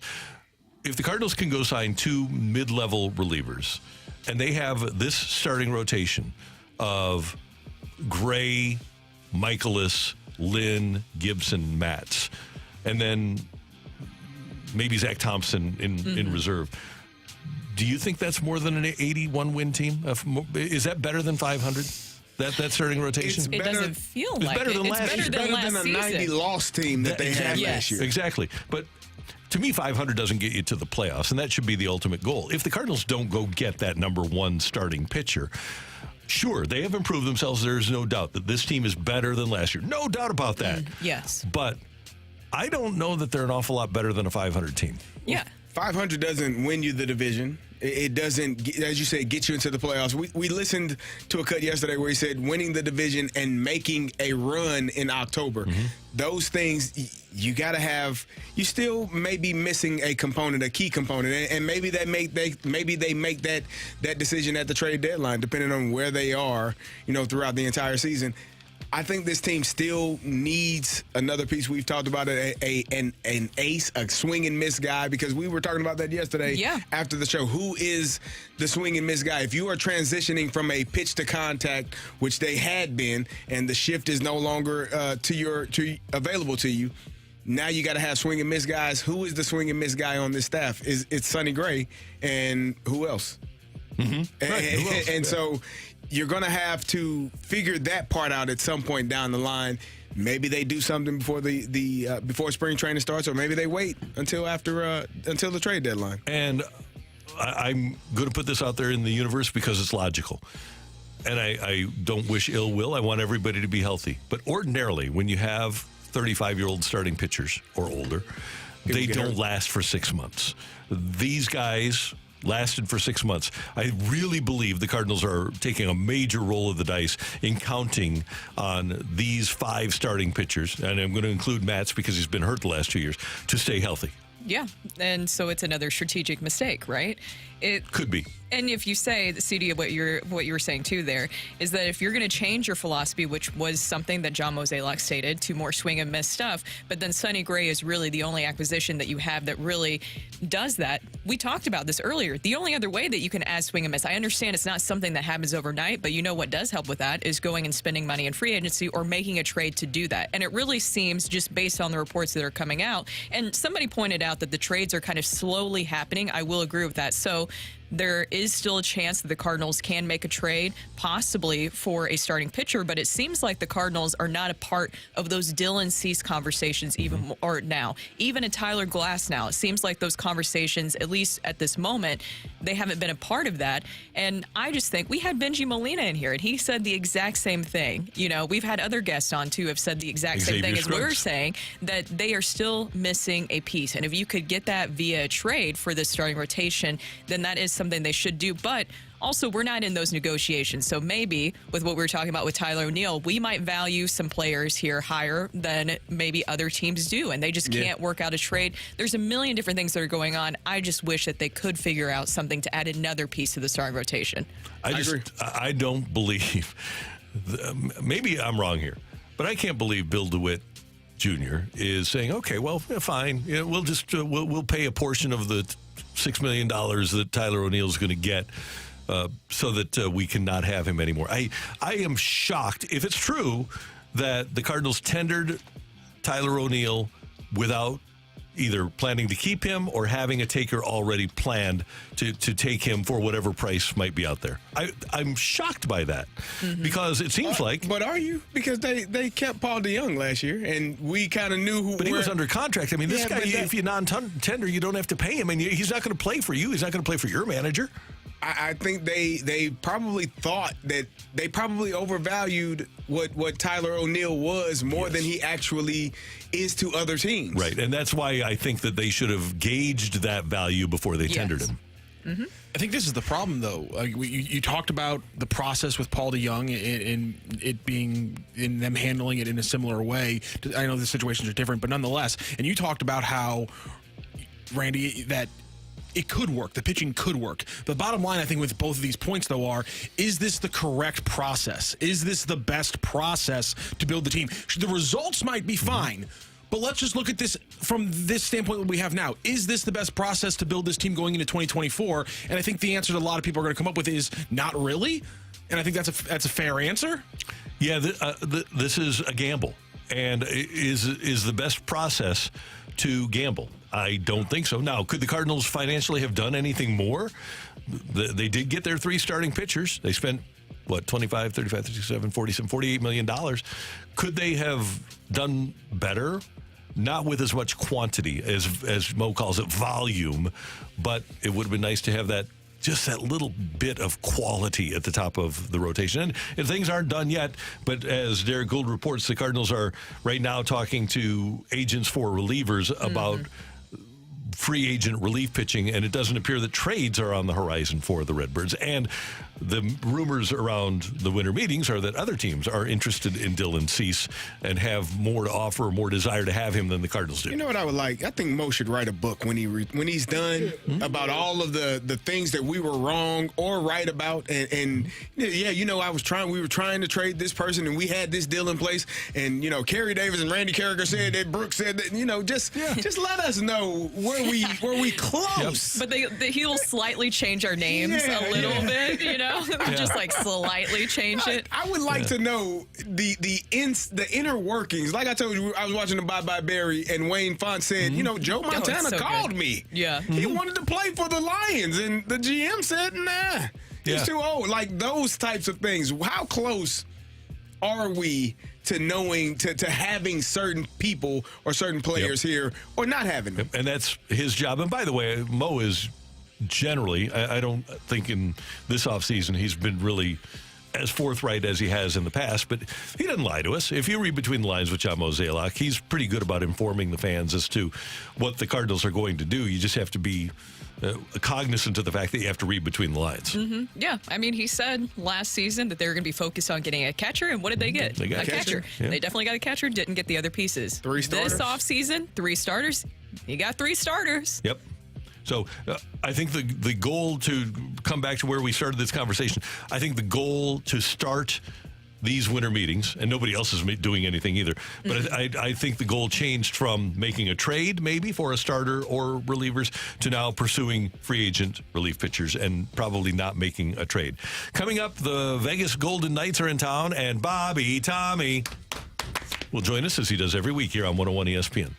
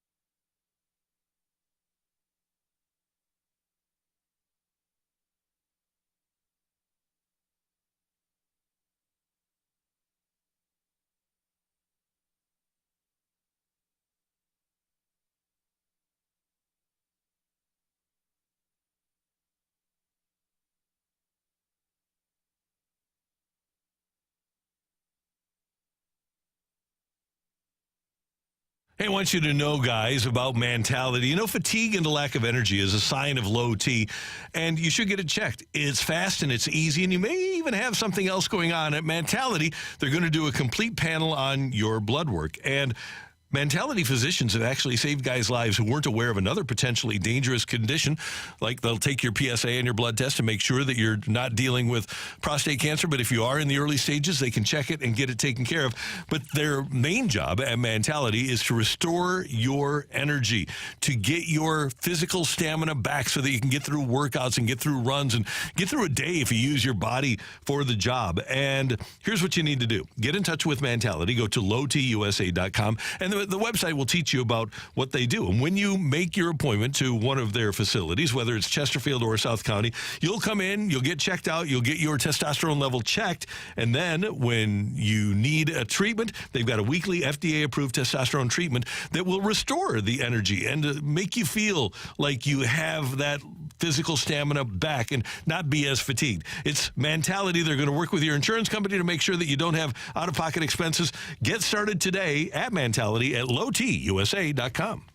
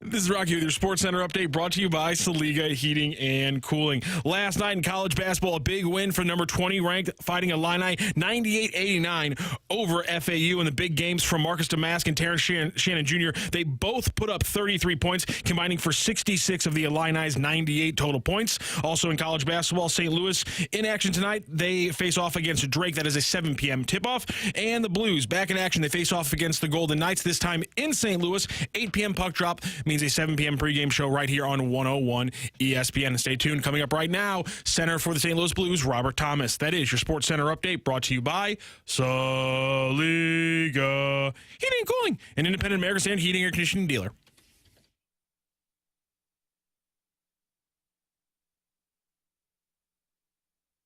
Thomas scores!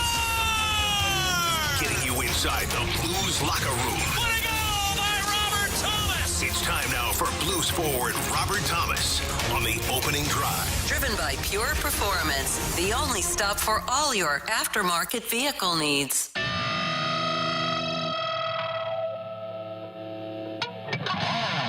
Brooke Ripley, Super Bowl champ Kerry Davis, Randy Carricker, opening drive, 101 ESPN. Robert Thomas with us on the Celebrity Line, the Blues Center. Blues play at 8 o'clock tonight. Robert, good morning. How you doing? Doing well, guys. Have you ever had a day, whether it was in juniors or peewees or whatever, ever had a game day where on the day when you woke up in the day you didn't know what time the game was? Like, have you ever thought like there was a 7 o'clock game and it was really 8 like tonight? Not without knowing, no. Good. Okay, good. Because I would totally do that. I'm such a creature of habit. I would think, oh, every game starts at 7. You know, unless you know, obviously you know a day game. But I would show up at the rink early. I would be an hour early for an 8 o'clock game. So what happens on a 6 o'clock game? I'm screwed, buddy. Hey, congratulations on that win over Vegas. And I would guess tonight you have to expect that because Vegas doesn't lose much, they're going to be a highly motivated team, and they're going to want a little.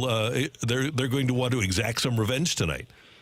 Yeah, it's always tough playing teams back to back, especially when you win the first one, or if you lose the first one, you're going to get their best game. So it'll be an exciting challenge. Obviously, Petro and Barbie are coming in and want to win as well. So it'll be a good challenge for us tonight.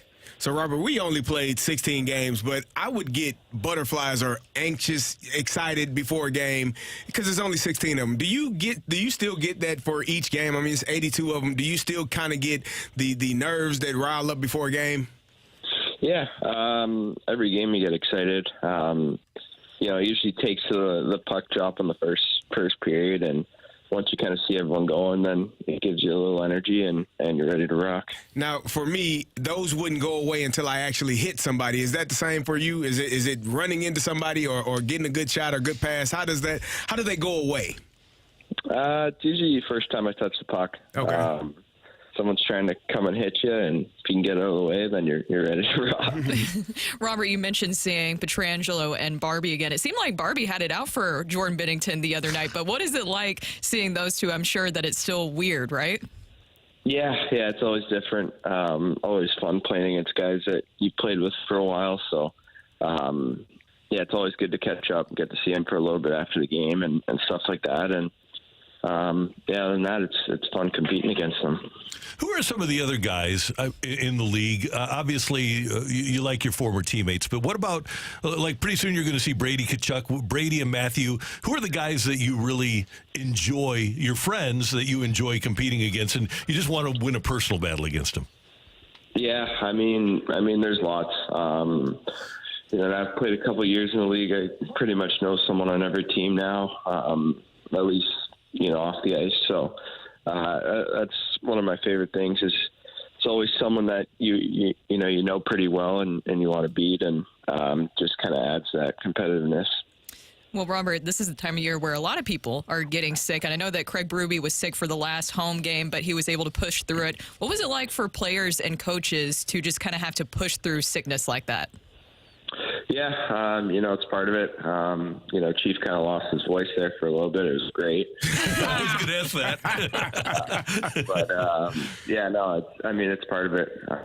It kind of happens right when winter comes along, and just got to find a way to try and stay healthy as much as you can, because once it gets in the locker room, it spreads like wildfire. So when he's losing his voice, does he just angry write on like a whiteboard of what he wants to say to you guys, or how does that work out? I think we all know what he's trying to say. It's good. So people don't know, when you're a professional athlete, when you do get sick, we couldn't call in. We had to actually go into the facility, have them look at you, let them know that you were actually sick, and then they could send you home. Is that the same way with hockey? Yeah, pretty much. I don't really believe in sick days. You can always find a way to get through it, and once you get moving, you tend to feel better anyways. So, not a big believer in sick days. Now, Robert, I know you're a NFL fan. Have you been keeping up with any college football and seeing how FSU just really got done poorly in the college football playoff? I did see that. I don't really know how the whole college football. Robert, you're not the only one. Nobody does. Nobody does. Don't worry about it. We're out there. Yeah, I thought undefeated was pretty good though. Yeah, they were undefeated, and unfortunately were not allowed to be in the college football playoff. So you are, like most Americans, trying to figure out how the hell this works. Yeah, you could definitely say that. But Robert, did you watch that Florida State and Louisville game? I did not. It was not a good game, so you didn't miss out. Brooke's not helping here. Hey, Robert, I want to go back to sickness. Have you ever had a flu game? Yeah, I don't know what you're counting. Like Michael Jordan, the famous. Were you afflicted with the flu and played anyway? And how'd you play when you were sick? Yeah, I've had the flu a bunch of times playing, so had some really good games and had some really bad games. So who knows? Yeah. Well, it's going to be fun tonight, and this is kind of a weird time of year. I was going to ask you, have you started or finished your holiday shopping? Yep, I'm all done Christmas shopping. Got it done early this year. Does Robert Thomas go to the stores, or you are an online guy? How do you get your Christmas shopping? Okay, that's what I thought. You're not going to the stores and actually, going out there and being amongst the people. No, it's crazy time. We've had a lot of road trips, so I've had a lot of time in the hotel, and that's why I got it done. But usually I'm a December 23rd kind of guy. Me too. I am too. Hey, Robert, one more thing. I promoted this segment by saying Bobby Tommy is coming up next. Robert Thomas, Bobby Tommy. Love it or hate it? I hate it. We've been calling you that this whole time. I love it. Yes, okay. Thank you. I will never do it again. I promise. You're just Tomer, okay? That's funny. All right, brother. Hey, have a great one tonight. Thanks so much for the time. We'll be tuned in. We'll be watching you, and we'll talk to you next week. All right, cheers, guys. Thanks, you too. Take care. That's Robert Thomas, Tomer. Yeah, no Bobby Tommy no more. With Bobby Tommy. He's over it. Why not? It has a nice ring to it. He hated it. We've got a late edition of the fight. Do you need a fighter, Matthew? We got a winner yesterday. You got to go up against Tom again. He won 4-0. He won 4. He got 4 right yesterday. I only got 3. Yeah. Okay, so we'll make this happen. We'll have a fight for you coming up next on the opening drive on 101 ESPN.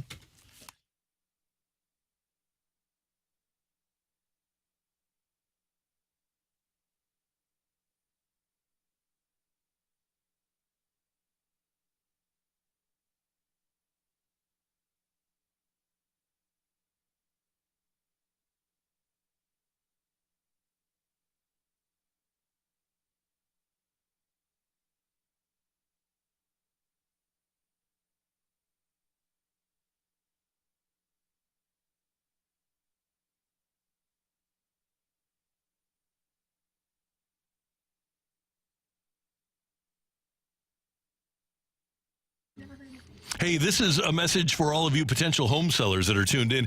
You want a reliable, experienced, and trusted agent, and we have the best here in St. Louis. Take it from me and get to know Gloria Liu with Your Home Sold, Guaranteed Realty. And there are so many reasons that she is the best, but the biggest is she already has buyers for your home. Gloria is able to guarantee the sale of your home in writing because Gloria already has buyers. Thousands of ready buyers from over 20 years in her exclusive database looking to buy in your neighborhood and in your price range and with the money to buy. That's how Gloria nets you the most money and creates the highest demand, many times with multiple offers on your home, and that means more money in your pocket. Gloria sells for more and sells faster when compared to your average agent, and Gloria is not your average agent. She's St. Louis local real estate authority with 20 years of experience, hundreds of homes sold in just the past 12 months alone, and the only agent I'd trust to sell my home. Get in touch with Gloria, 314-325-6888, 314-325-6888, or visit GloriaHasTheBuyers.com. That's GloriaHasTheBuyers.com.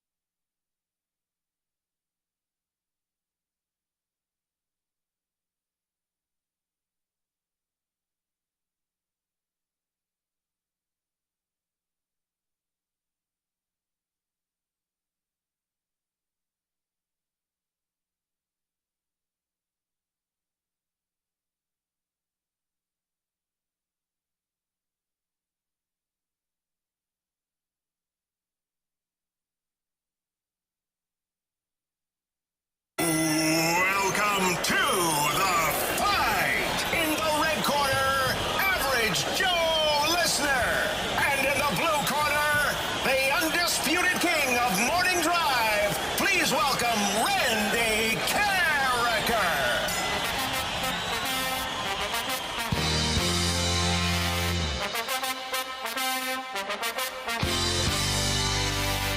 Welcome back to the opening drive. I'm Kerry Davis, joined by Brooke Grimsley, and it is time for the fight. And our fighter for the second day in a row is Tom. Tom, how you doing?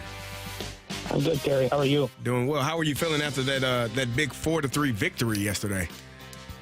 It felt a little bit like a Slumdog Millionaire moment. I kind of stumbled into that one. All right, well, let's see if you can stumble into another win today, or just, win outright. Let's get it done. Here we go. Good. There have been 6 300-yard receiving games in NFL history. Who is the only current player with one of those games? Is it Tyreek Hill, A.J. Brown, or Julio Jones? I'll say Julio Jones. The Lions are on pace to end the second longest division championship drought in the NFL, last winning in 1993. Which team has the longest drought, last winning their division in 1989? Is it the New York Jets, Miami Dolphins, or Cleveland Browns? Probably the Jets.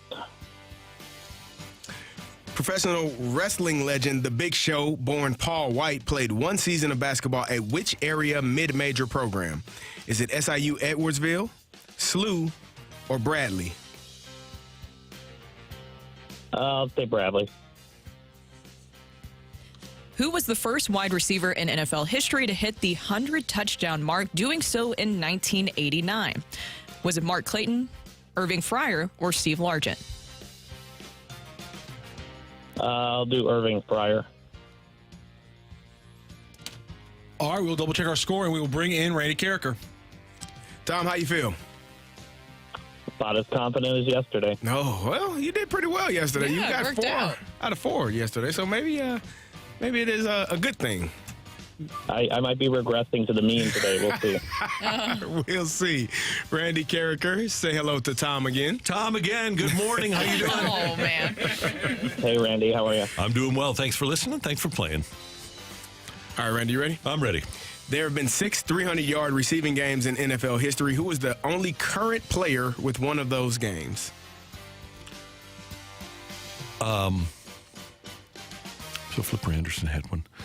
Is Julio Jones considered current? He's on a roster now. Do you want? I think I will go with Julio Jones. All right. How to answer that, sir? The Lions are on pace to end the second longest division championship drought in NFL history, last winning in 1993. Which team has the longest drought, last winning their division in 1989? 1989. That's a long time to win a division without having won a division. Really long time. Okay. Well, let's go through here. Let's see. Everybody in the South and the NFC South has, because they do it all the time.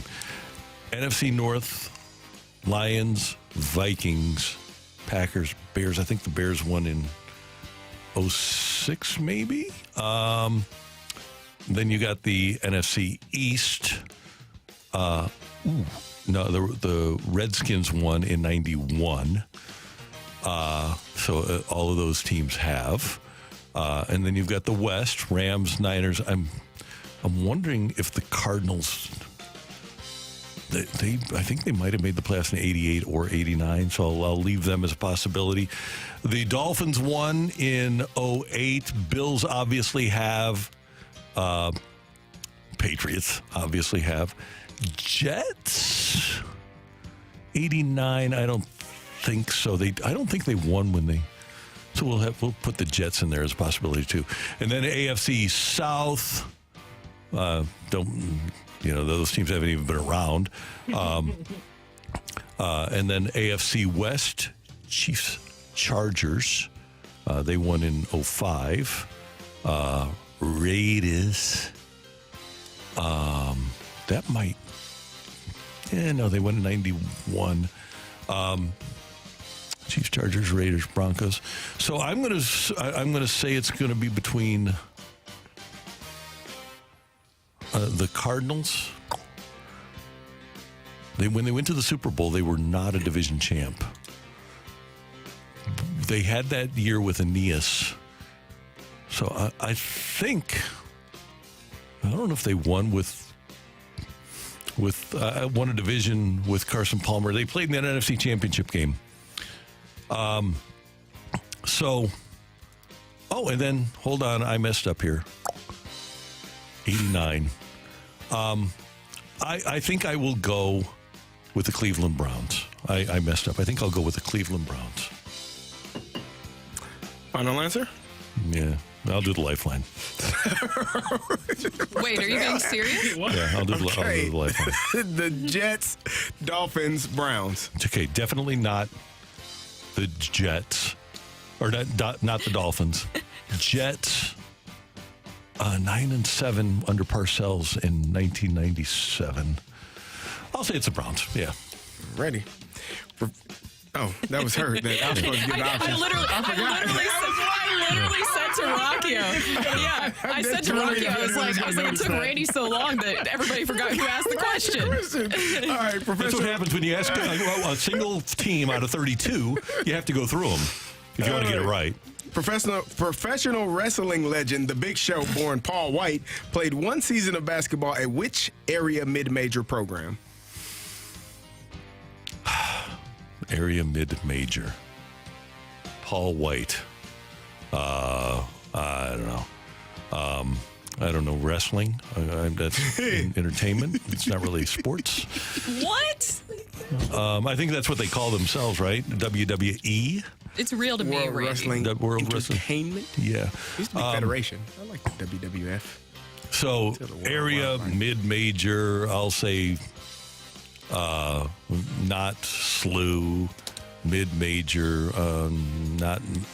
I'll go with Carbondale. SIU Carbondale. I was hoping you'd go through all the. Final question. Who was the first wide receiver in NFL history to hit the 100 touchdown mark, doing so in 1989? 1989. First 100.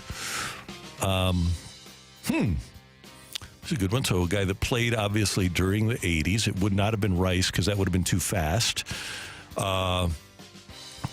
89, 81. I think I'll try just a total guess here. I don't even know if he got to 100. Oh, there's a couple of guys here that I could try. But I am going to try Art Monk. It was a tricky fight today. A low-scoring winner. Yeah, but we do have a winner outright from the fight. I'm not going to no. Did Tom move on for a Hall of Fame opportunity tomorrow on this Wednesday, or does Megamind come back on day 2 and get back into the winner's column? Ring that bell. The winner and still champion of the fight, Randy Carricker. Just win, baby. I'm sorry, Tom. Randy Carricker beat you 2-1 in today's fight. Oh, thanks for having me. No problem, Tom. On the show, let's go through the questions. There have been 6 300-yard receiving games in NFL history. Julio Jones hit exactly 300. Philip Anderson, Calvin Johnson, Stephon Page, the Kansas City Chiefs wide receiver. Stephon Page, Jim Benton, and Cloyce Box, which is the greatest name in NFL history that I never knew until today. No. There was a linebacker named Steve Stonebreaker. Damn it, that's better. Yeah, so Cloyce Box and then Julio Jones, these 6 300-yard receiving games in NFL history. There was a wide receiver named Fair Hooker. That's Don Meredith said, no such thing. The Lions are on pace to end the second longest division championship drought in the NFL, last winning in 1993. It was, in fact, the Cleveland Browns who last won their division in 1989 and haven't won it since. Professional wrestling legend The Big Show, born Paul White, played one season of basketball at SIU Edwardsville when they were a Division II program, and they won the Division II national championship that year. Mid-major. Well, they're now a mid-major. Okay. But yeah, you got SIU.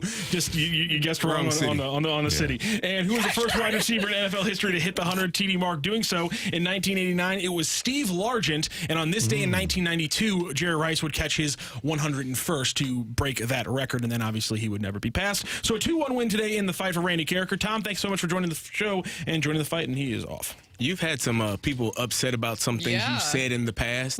Like you know, we say things, and sometimes the text line saying wrestling is not a sport kind of rub people the wrong way. Well, it's entertainment. Vince McMahon says it's entertainment. He says it's not a competition. So I'm going to go along with what the actual former leader and founder of WWE says. I'm not going to listen to those people when I can listen to the person who actually founded the event. Yes.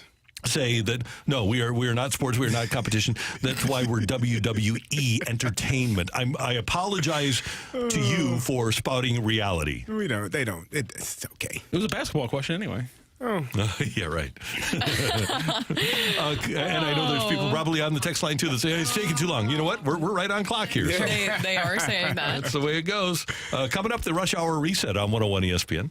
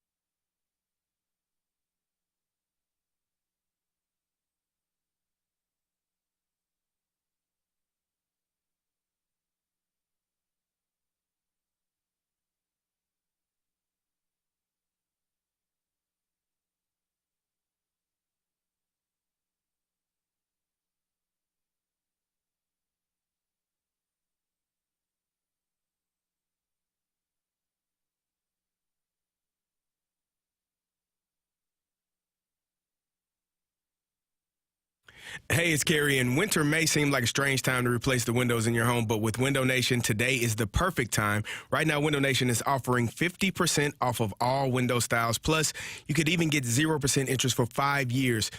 With new energy-efficient windows from Window Nation, you'll start saving money instantly on your heating bills and get rid of those annoying cold drafts that are letting the heat out of your home. And in the summer, they'll keep the cool air in, so you'll save money all year long. Plus, Window Nation's professional installation means your window will fit right and your home will be treated with care. With 50% off of all window styles and 0% interest, it's time to give Window Nation a look today. Let us show you all of the options that fit your needs and the budget. It's easy. Simply call 866-90-NATION or visit windownation.com.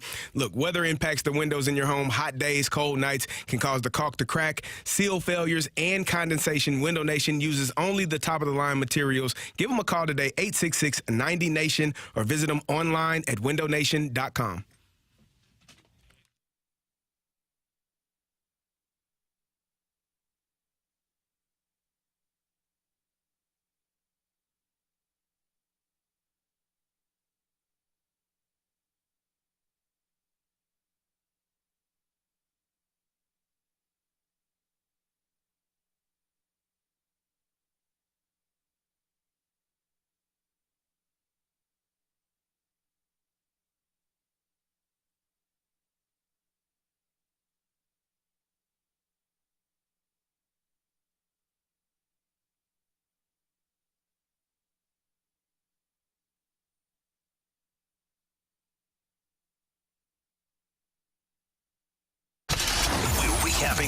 biggest sports stories of the day on the opening drive with a Rush Hour Reset.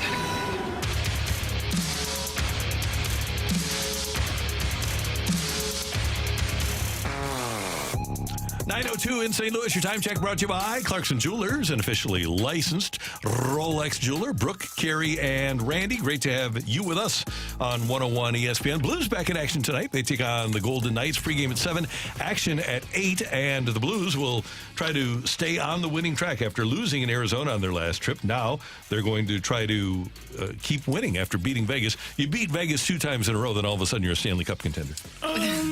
Well, Randy, let's slow it down a little bit.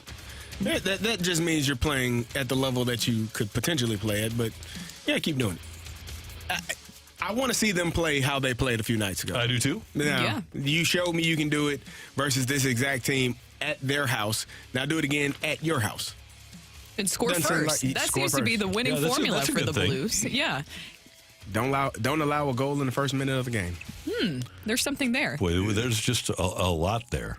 Yeah. We might need to study this. Can I say, last night, I was at the Jack Buck Awards over at the Missouri Athletic Club, and Doug Armstrong was there. He was awarded with the Stan Musial Award, and that was probably the most candid I've ever heard Doug Armstrong, because we're talking about the Stanley Cup here, and he just kind of really exposed what it was like for him during that time. And he talked about points in his career where he thought that maybe he would get fired or let go. And he talked about going into the summer of that 2018 season that would obviously lead to the Blues winning the Stanley Cup, that he told his wife, okay, I feel pretty secure. I feel good about this team. Let's put a pool in the backyard. So they start building the pool, and he said, let's build a ledge over the pool with like 2 little fire pits.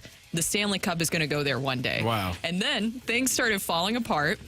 Fire Mike Yeo, but bring in Craig Berube. Yeah. Then Jordan Binnington comes around, and then he puts up a photo at the very end of the Stanley Cup in between the 2 fire pits that he has there on the ledge. That was just a really cool moment from Doug Armstrong. So maybe the Blues can win another cup one day. Maybe not this season, but maybe this season. This season. But when Jordan Binnington performs like he did the other night, that was very 2019-esque of Jordan Binnington. And hopefully he can maintain that. He started that in January of 2019. Let's just get him playing that way again. And then have him lead the Blues to the Stanley Cup in 2020. Well, if the last game is any indication, he's headed in that direction. That was a heck of a game by Jordan. It really was. So, hopefully. The Cardinals continue the winter meetings. Yesterday, they fell from the 5th pick in the draft to the 7th. The draft lottery didn't work very well for the Cardinals, who can't in 2023 even tank well. Kind of a shame, but it's true. Meanwhile, Ollie Marmol went on set with our friends at MLB Network and was asked what he expects from his right fielder, Jordan Walker. Jordan's been really good this offseason. Last year, this is an extremely talented individual. And last year, it was clear. I mean, he would come in and say, man, the game is fast right now. Defensively, things are going really quick. I'm trying to slow it down out there, and what we'll see is his ability to slow it down. This spring is going to be important for him, but that second year, knowing what to expect, it's going to be great for him to just kind of calm the nerves and just be himself, because he's super athletic. Did he have a great year in the outfield? No. As he calms down and settles in, is he athletic enough to be a good outfielder? The answer is yes. So I'm not concerned with him coming in and being nervous again. I think he's going to actually be himself, and we're going to see a much better player. I think the big key, though, is having the proper launch angle. If he gets that taken care of, then Walker, I think, can be a star. I think, you know what kills nerves? What makes the nerves go away? Reps. The more you do it, the more comfortable you become, and that's just all he needs. I mean, you saw later in the season, he was making some really good plays out in the outfield. Now, he still had a few times where you're like, you probably shouldn't have went for that, or you should have gone for that. But some of the plays he was starting to make as the season came down the stretch, you could tell that he is a great athlete. He is a guy that can learn on the fly, and that will get better and better the more opportunities he gets to do it. I agree. Meanwhile, Ollie was asked whether or not he thinks the Cardinals can be the team in the NL Central to beat. What are his expectations for the 2024 Cards? That's the goal every year. I mean, Greg, you know truthfully, that. I mean, yeah, coming from you. Are we serious? Whoa. I just know how big fan. By you've the way. got a million GMs in the city of St. Louis watching right now. And only, including yourself. It's incredible. Everyone And he's thinks, leading the charge. Exactly.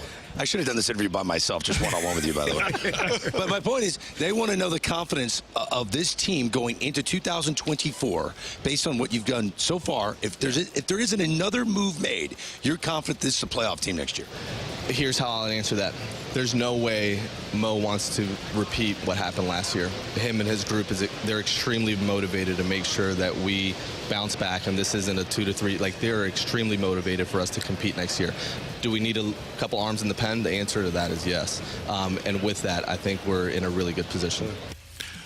I think that they're in a good position to be a 500 type team, 80, maybe 82, 83 type wins team.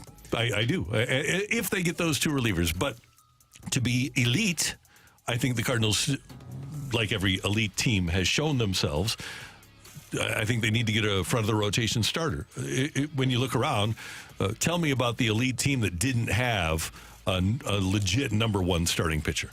You need it. And you have to figure out a way. I was just hoping that was what was going to happen, and it seems like the hot stove that everybody was hoping for this offseason, and especially going to these meetings, is not really happening. It's been more of a very slow, cold stove. So there is still time, but it seems like, just reading the quotes from Mozeliak and Oli Marmol, they're more focused on just getting a reliever at this point, and it could even be a reliever via free agency still. Realistically, how many runs can this offense produce next year? Oh, I think they could be a monster. I think 5 to 6 runs a game? 4, 5, 6? I think 5.5 a game. Okay. I think they could be, an 850 run team, 900 run team. If you only give up 3 to 4 runs a game, then you should be in a good space. You got some good pitchers. You went out and got guys that are at least going to eat up innings. And we talked about the flexibility of the bullpen, the fact that you weren't flexible in the bullpen last year and couldn't move guys up and down, couldn't go in different directions when guys were struggling. You were just stuck with what you were stuck with. And so maybe this offseason, I think they have recognized, obviously, some of their issues from last season. Is it the name brand guys that we thought that they were going to go out and get, the Aaron Nolas? No. But it is guys, they are different than they were last year. And that is true. They theoretically should be better than they were last year. But let's not forget that last year was a 71-win team. And you need to make a lot of changes in the starting rotation and in the bullpen and in the defense to go from 71 wins to 91 or 93 wins. Well, we don't have the World Baseball Classic, so there's that. That's true, yeah. We got guys that'll be here. That's working in our all favor. Spring training. Yeah, but you know who's sitting out there in free agency that just kills me? Wilking Rodriguez. We got to have him. Yep. You want things to go in the right direction. Yeah. Be in the bullpen. He's available, so let's just re-sign him. I don't think I hate that he elected free agency. Drives me crazy. Why would he want to leave here? Free zoo. Didn't he know how much we needed him? 34 years old, yeah. 34 years. Well, 30. Well, Wilking Rodriguez is going to be an all-star this year. For those 2 games that he pitched in 2014, apparently it was great. He's going to be an all-star. So there you have your rush hour reset. You know the Fast Lane and the Rizzuto Show, Carrie, are battling in the Pick'em Challenge all football season long? I didn't know that. Yeah. And you can join Carrie Davis and learn from 105.7 The Point on Thursday at Helen Fitzgerald's from 6 to 8. Come watch Thursday Night Football with Carrie and Learn. Get signed up for a 101 ESPN and Point giveaway. Enjoy a cold Bud Light. That's tomorrow from 6 to 8 p.m. with Carrie and Learn at Helen Fitzgerald's on South Lindbergh. The Football Pick'em Challenge is refreshed by Bud Light. Learn more at 101ESPN.com or on your 101 mobile app. Matthew. Carrie, how many times have you gotten punished? Twice. Learn got 4 just yesterday in her punishment. 2 is enough. You get 1, and then the next time you finish last, you get 2. That 2 was more than enough. I only got 2 cheeks. Oh, man. Oh.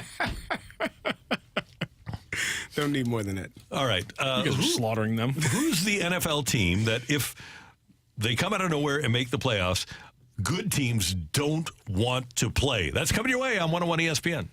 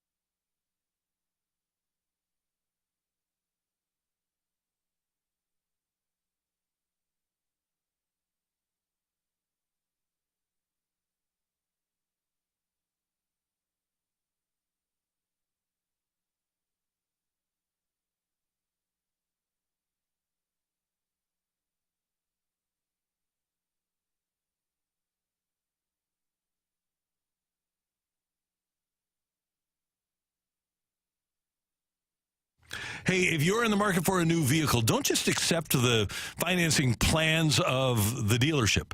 And we love car dealerships, but here's the thing. You walk into that finance manager's office and he says, okay, here's the financing deal I have for you. And you don't even think about it, right? You just fill out the papers and you make your payment and that's it. Well, you need to check out autoloanpro.com, autoloanpro.com, because they are going to find you the best financing deal. And with expensive as cars are now, you want to make sure that you keep that payment as low as you possibly can. At the Auto Loan Pro, they're working with over 50 different lenders to help you get the very best financing, the best rate, the best payment for you. And making that large purchase with finance can be complicated, and the Auto Loan Pro people are going to make sure that you will be in good shape. Even if you've had a hiccup with your financial situation, they're going to help you get back on track at the Auto Loan Pro. Life can put good people in bad circumstances, and maybe you've had to miss a payment or two here and there, and your credit rating isn't what you'd like. Well, that doesn't have to be a detriment. Just go to autoloanpro.com before you buy your next car.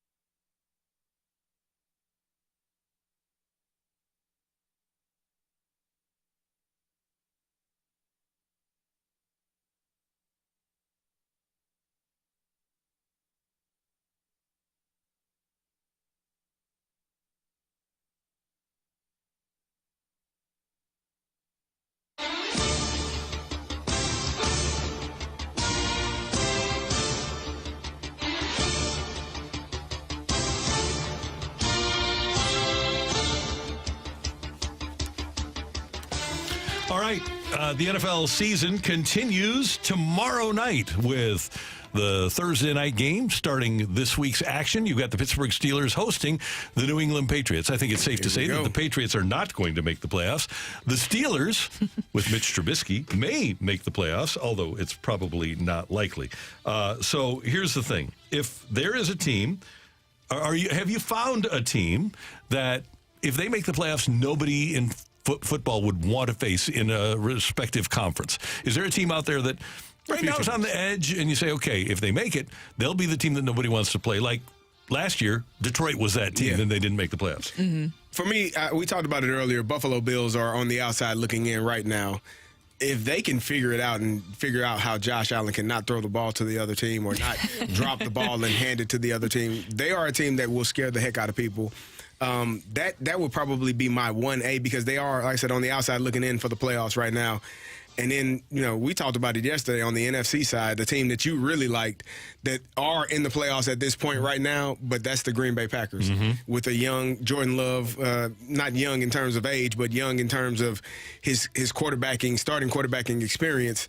That's a team on the NFC side. I mean, none of those, the Rams don't scare you, the Seahawks, the Bucks, the Saints, definitely not. But that's a team on the NFC side that I think would scare the hell out of some people. I mean, they just beat the reigning Super Bowl champs last week, and so they are a team that you would be afraid of. The good thing for any team that's facing them, you probably won't have to go to Green Bay, which will be good for you because it's kind of cold there in January. Yeah. The Packers have to play all it looks like games. it, yeah. And by the way, a couple of years ago, I thought that would be the deciding factor in that game against the Niners. That special teams game when the Niners beat them. Oh, yeah, on the block on the field goal, right? Yeah, right, yeah.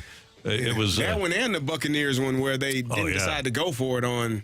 They kicked the field goal on fourth down. That was crazy to me. I think mine would have to be, I've just been full in on the Houston Texans and what they've been able to do because of C.J. Stroud. And, Randy, you say this all the time, it's a league that likes their quarterbacks. And I think C.J. Stroud is exactly what any team would want right now. I mean, they are 7-3 in their last 10 games. Now, I know that it's going to be hard with the loss of Tank Dell, but still, the way that they were able to power through that last win, despite that happening with Tank Dell, I think continues to show why C.J. Stroud has been such a great story this season. If not, he's going to get the offensive MVP, right?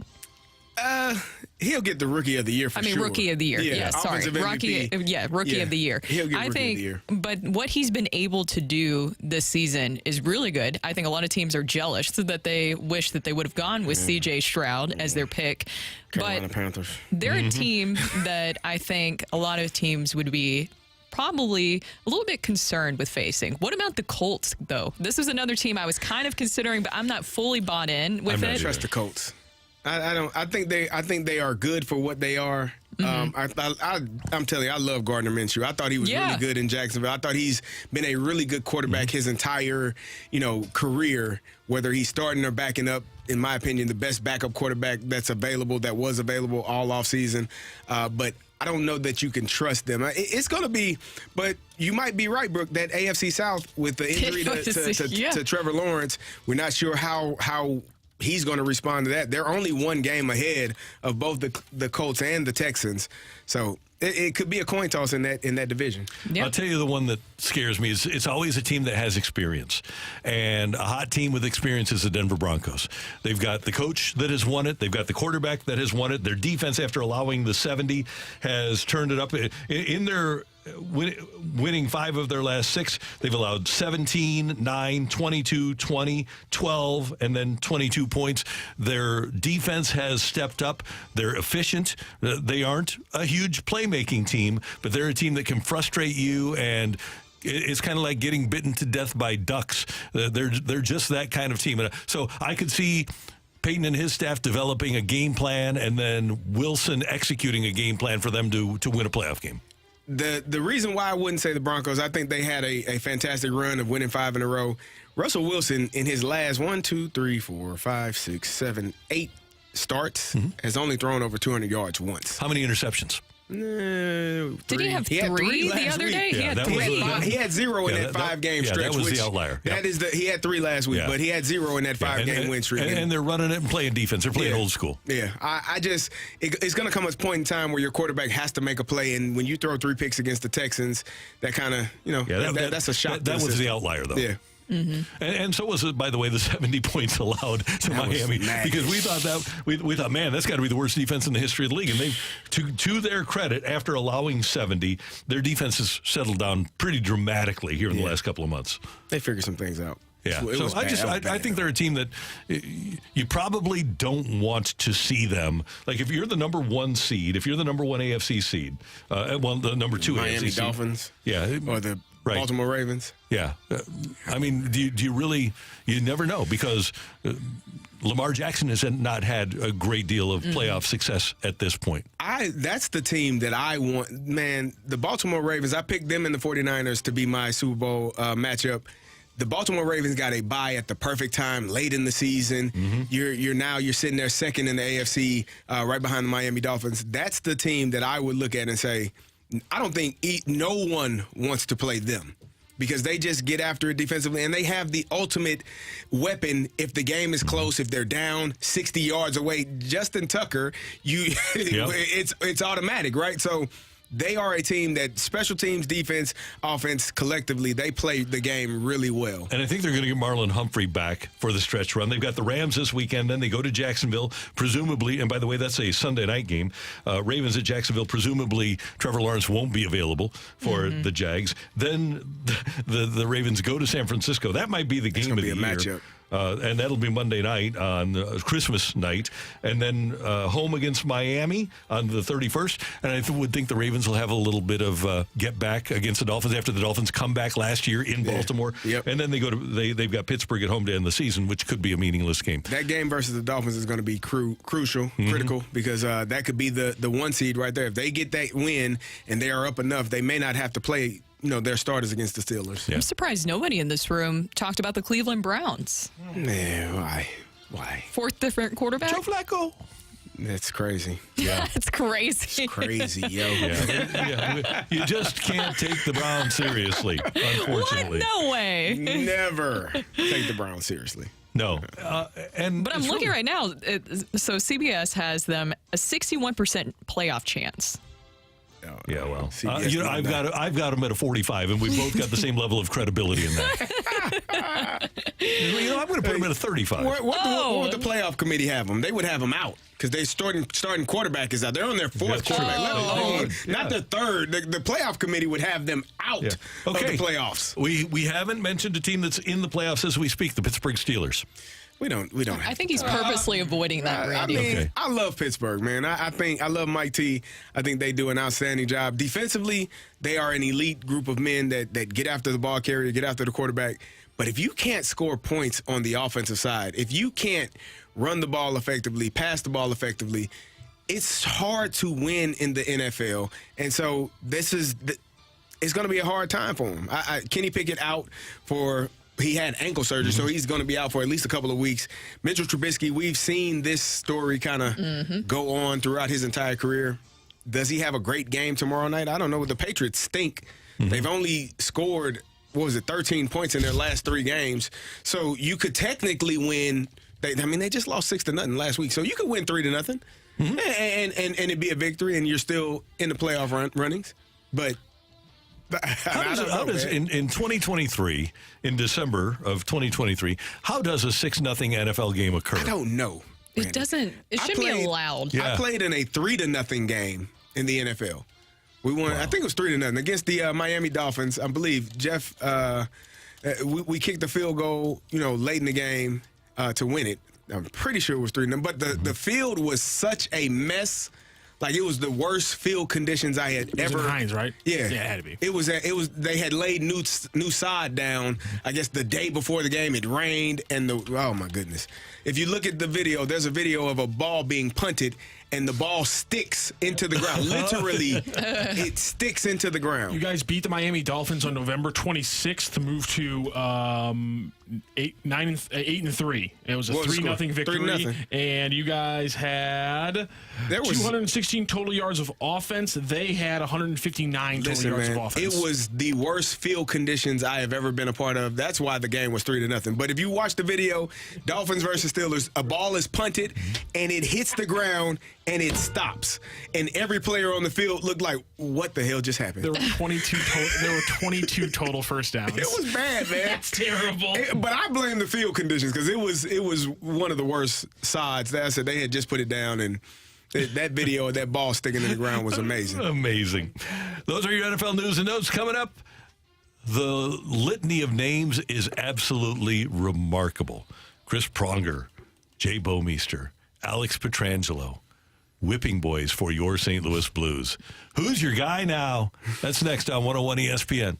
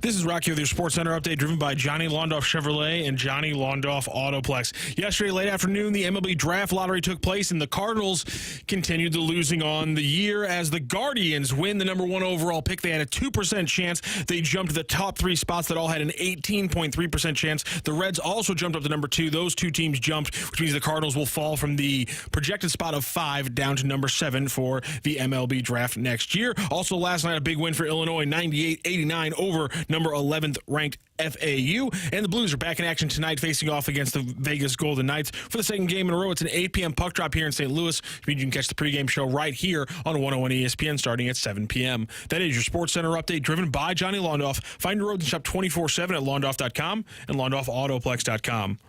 Are you kidding me?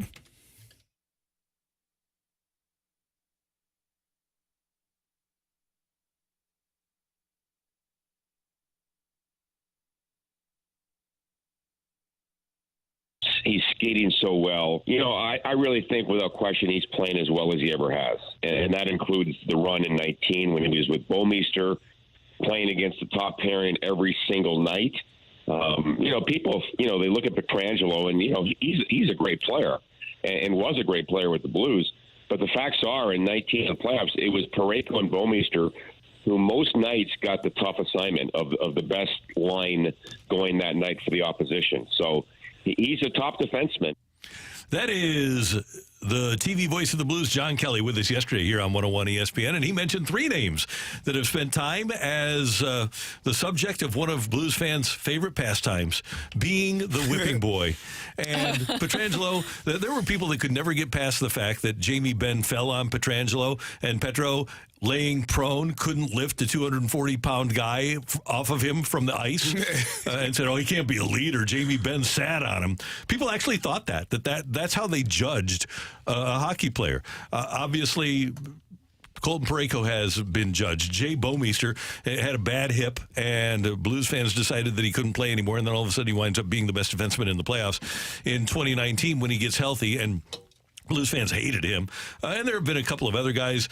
Matthew yesterday brought up the name Patrick Berglund, who Blues fans just couldn't wait to get rid of. You talk about a whipping boy, and a guy that fans just couldn't wait to get rid of because he was big and strong. And they expect, here's the thing, they expect, okay, if you are a big, strong center, you should be Eric Lindros. Mm-hmm. And he wasn't. That's not who Patrick Berglund was. Eric Lindros was barely Eric Lindros. That's the problem. But they expect a guy that's that big, 6'6" and 220, to throw his weight around and be one of the most physical players. Well, he was a Swedish guy, and he wasn't. He was just what he was. He was a really solid defender, and he was never going to be that 100-point scorer. But because he wasn't that 100-point scorer, it wasn't going to be Mario Lemieux.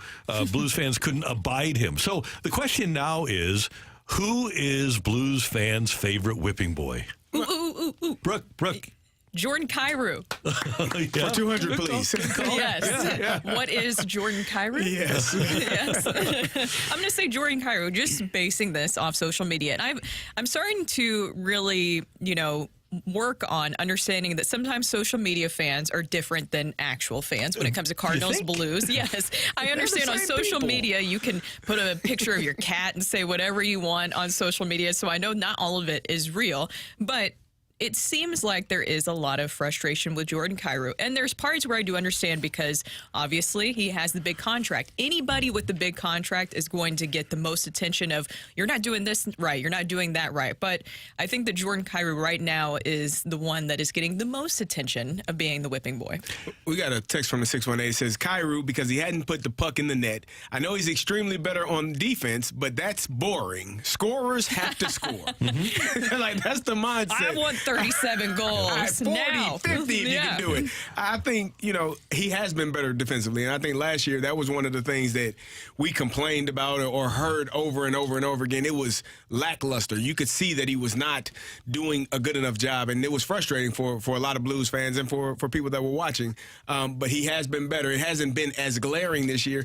And I think he's just run into some unfortunate luck. Like, he's had opportunities right in front of the net. You see the skill-making ability. He put on the brakes against the Vegas Golden Knights the other night and just couldn't get it in. But it was a really good play by him. So I think eventually the more opportunities like that you get, he's extremely fast when he has the puck, and he's gonna make more than he will miss in due time. It'll even itself out. We've got such a wide array of people. And by the way, Kyrou is third on this team in points. Robert Thomas is first, Buchnevich is second. Kyrou has 4 goals and 11 assists. But here's the thing, and people, they kind of look for reasons, I think, for their narrative about a player. It's really hard to score in the National Hockey League. And this is a guy that has gone from his first full year, 14 goals to 27 to 37 last year. And as we've seen, he can be a streaky scorer, and he is playing better defensively. Now, he might not be the player that you want him to be right now, but I also wouldn't try to move him, because what'll happen is you move him and then all of a sudden he's scoring 40 goals a year for somebody. Yes, and that is something that's really happening. You know, move him. No. Yeah. No. He's got what you got. The other big name that we keep seeing over and over again, and I'm surprised I forgot about this, Torrey Krug. Yeah. For him deciding to stay, I think they were definitely. mad about that. Yes. How dare you not want to leave the city where your family is and your kids go to school? How dare you? I'm sorry. I was just reading this. Here's a fun one from the 636. I wonder if the current whipping boy for uninformed fans is actually Armstrong. And there were people in January of 2019, again on social media, that were clamoring for Doug Armstrong to be fired. And then 3 months later, he was the best thing since sliced bread. You really do, I think, have to take more than a snapshot to make an informed decision about a front office person or a player. I would suggest that over the course of the next 8 years, that these first 2 months of Jordan Kyrou are not what you're going to see. October, November. I agree. I think that Jordan Kyrou is probably going to be closer to that 40-goal guy than the guy who's on pace for 16 this year. Yeah, because we've seen he can just go off and score in bunches. It feels like a breakout is due. And if you even look at last season, it took him a little bit to get going as well with the goal scoring. Yeah. So I think that's one. Somebody mentioned Vrana. Now, Vrana he's not even playing enough. It's not even, yeah. I was going to say he's not even playing, but I do understand kind of the frustration with that, because I think even the Blues were hoping, a second chance opportunity for him, that maybe more would come from that, and it just hasn't worked out with Vrana. No, this season. And you wonder if it's going to. I don't know. I don't think so. You wonder how long he could be around. It was interesting. We had Jamie and talked to him the other day, and or not today. Was it Jamie or whoever we talked to? They're just saying Jamie today, JK yesterday. JK, if you just do what the coach asks you to do, life is a lot simpler for you. Like, it's the easiest thing in the world to just do what you're asked to do. And then you have more success than not. Now, we started this segment with John Kelly talking about Parayko. And from the 636, a shot like McInnes, size of Pronger, speed of Housley, Parayko will always be my whipping boy. Oh, wow. Tell us how you really feel. I still don't get the Parayko stuff from people. I feel like everybody wants Parayko to be Chris Pronger, right? Everybody wants they that. want him to be one of those guys. They want him to be Housley's in the Hall of Fame, Pronger's in the Hall of Fame, McInnes is in the Hall of Fame, and they want him to exhibit all of the best qualities of 3 Hall of Famers. The best of the best. Like Frankenstein it, just Frankenstein into a perfect. I know it's unreasonable and it wouldn't be good, but like every time I hear this, I just want to play the audio of Chris Pronger himself in the studio being like, literally, he's not effing me. Stop expecting that. He's an incredible player. He covers an ungodly amount of ice. How is that not enough for people? And that's from Pronger himself. I don't know how that wasn't the end of this. The problem is when you resemble someone to a fan, their brain automatically goes to, you should be that because you resemble him. You physically, your stature, your ability, you play the same position. You should. All of those things resemble a great player. And so, I mean, I think we saw it with Royce Clayton. That people wanted him to be Ozzie Smith, right? He's a black shortstop. Right. Why aren't you the same? What is wrong with you, Royce? You're black. You're the same position, same guy. Why aren't you him? Because he ain't, man. He ain't gonna be. Right. He is who he is. So, it's part of the allure of sports is when you get a guy that is similar to the guy before, the expectation is going to be the same. Yeah. It seems like we've got a tie here between Kyrou and Krug. It's very, very close for those two. But I think that... there's a size thing there, too. Sizists. Yeah. Is that what's going on? Is this what is really going on here? Yeah. We have people mad about size. Because, with the Colin Parayko thing, is it a lot of people thinking, well, if I was that size, I'd be doing this, this, and this? Yeah. That's always the case. Oh, yeah. We got a text here. It says, great segment. I'd love to hear the answers for who the current Cardinals whipping boy is. Ooh. Yeah, Tyler O'Neill. For the Cardinals, their answer would be Tyler O'Neill. I don't think so. Really? It's not. No. It's the guy who's down in Nashville right now. Nashville? Yeah, Nashville. Yes. Which one? Mo.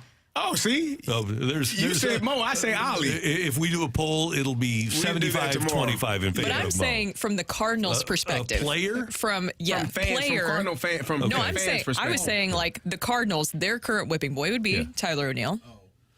I don't know. There's a lot of options. If you ask 100 Cardinal fans that text into us or are on social media from this organization, who would you like to see gone? They would say Mo, and it'd be in a landslide. Yes. We're going to do that tomorrow. Yeah. Yeah.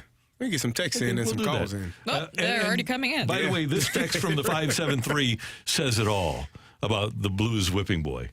I feel like all the blame goes to Mike Keenan. See what you did there? Nice. Always Well blame. done. Yeah. Well done. Keep blaming him. Coming up, we're going to head down the stretch with an edition of Rocc and Roll here on 101 ESPN.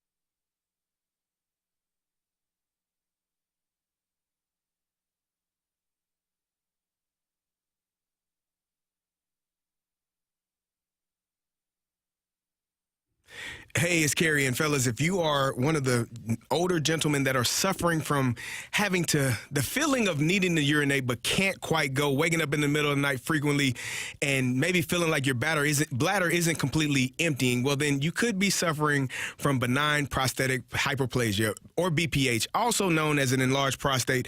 The good folks at Midwest Institute for Non-Surgical Therapy can help you out. I talked to Dr. Akinwande last week, and he explained the process. It's a minimally invasive process that will allow you to get going again. Now, he also talked to me about some other procedures that, I can tell you firsthand, if I were to choose between the two, I would be talking to Dr. Akinwande. Their prostate artery embolization process allows you to get going and feeling better. Over a 6-month period, the prostate will shrink by 40%, and you will see much better processes and much better procedure, feeling much better within 24 to 48 hours. Reach out to them at mintstl.com. That's MINTSTL.com, and tell them Carrie sent you.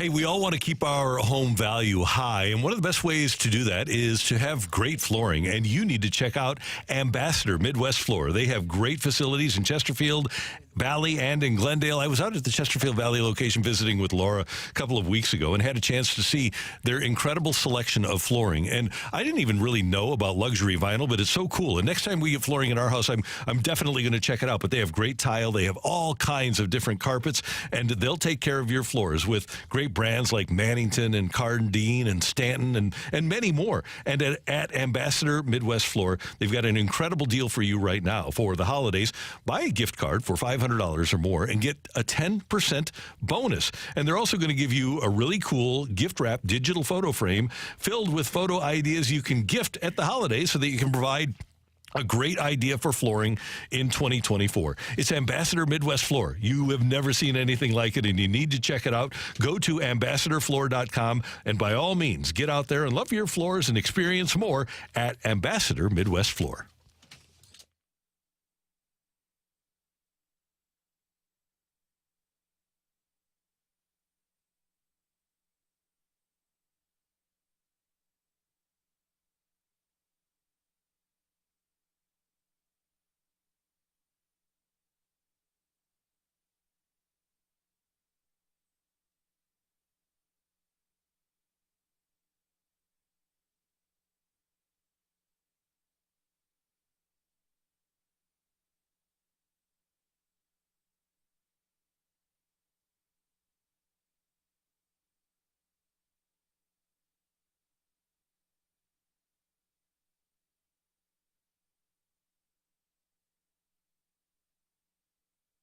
I want to rock. And roll.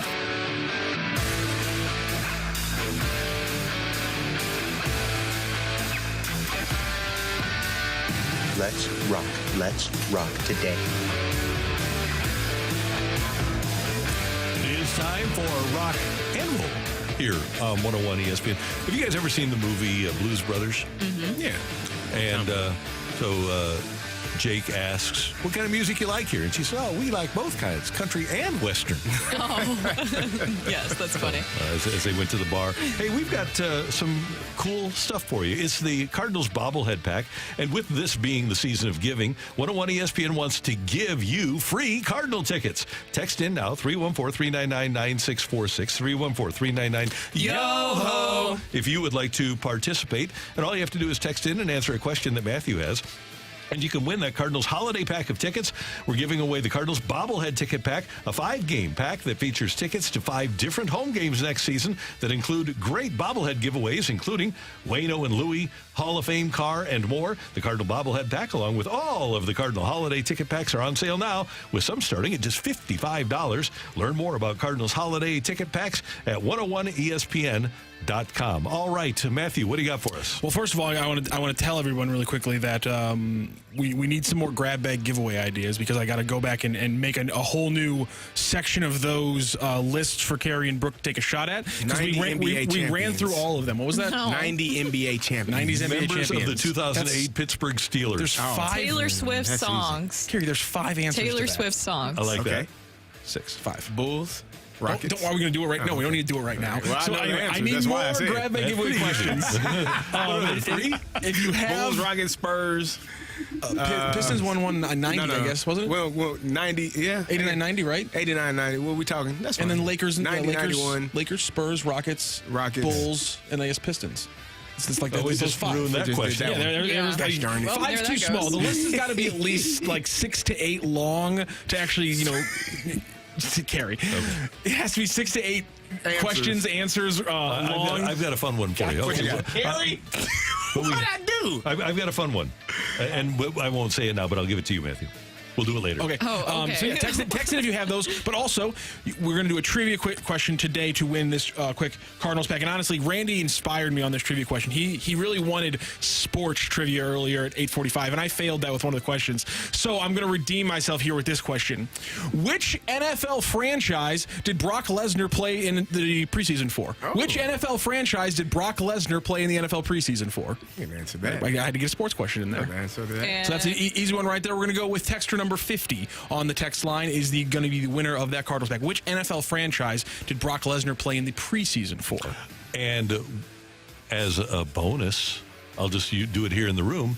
Which NFL franchise did Goldberg participate with? Ooh, I don't know that one. Goldberg's is the St. Louis Cardinals. I thought it was the Cardinals. It's not? Nope.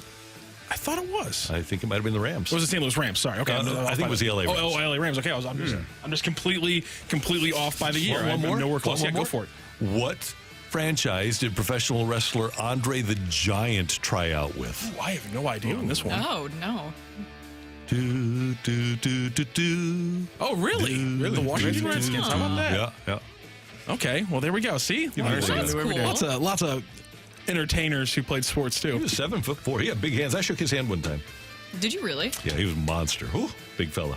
That's Mike Ryder in my ear. Macho Man Randy Savage at one point played for the Cardinals. Oh, baseball Cardinals. Yeah, the baseball Cardinals. He was in their system. That's another really good one. Greatest wrestler of all time. Greatest wrestler and then favorite wrestler since it's For me, I personally think for my personal top three, it's easy. It's The Undertaker, it's Stone Cold Steve Austin, and it's The Rock. Okay. No John Cena. That's my top three. No, I like The Rock has always been my favorite. that's my top three. Yes. My favorite of all time is the Ultimate Warrior.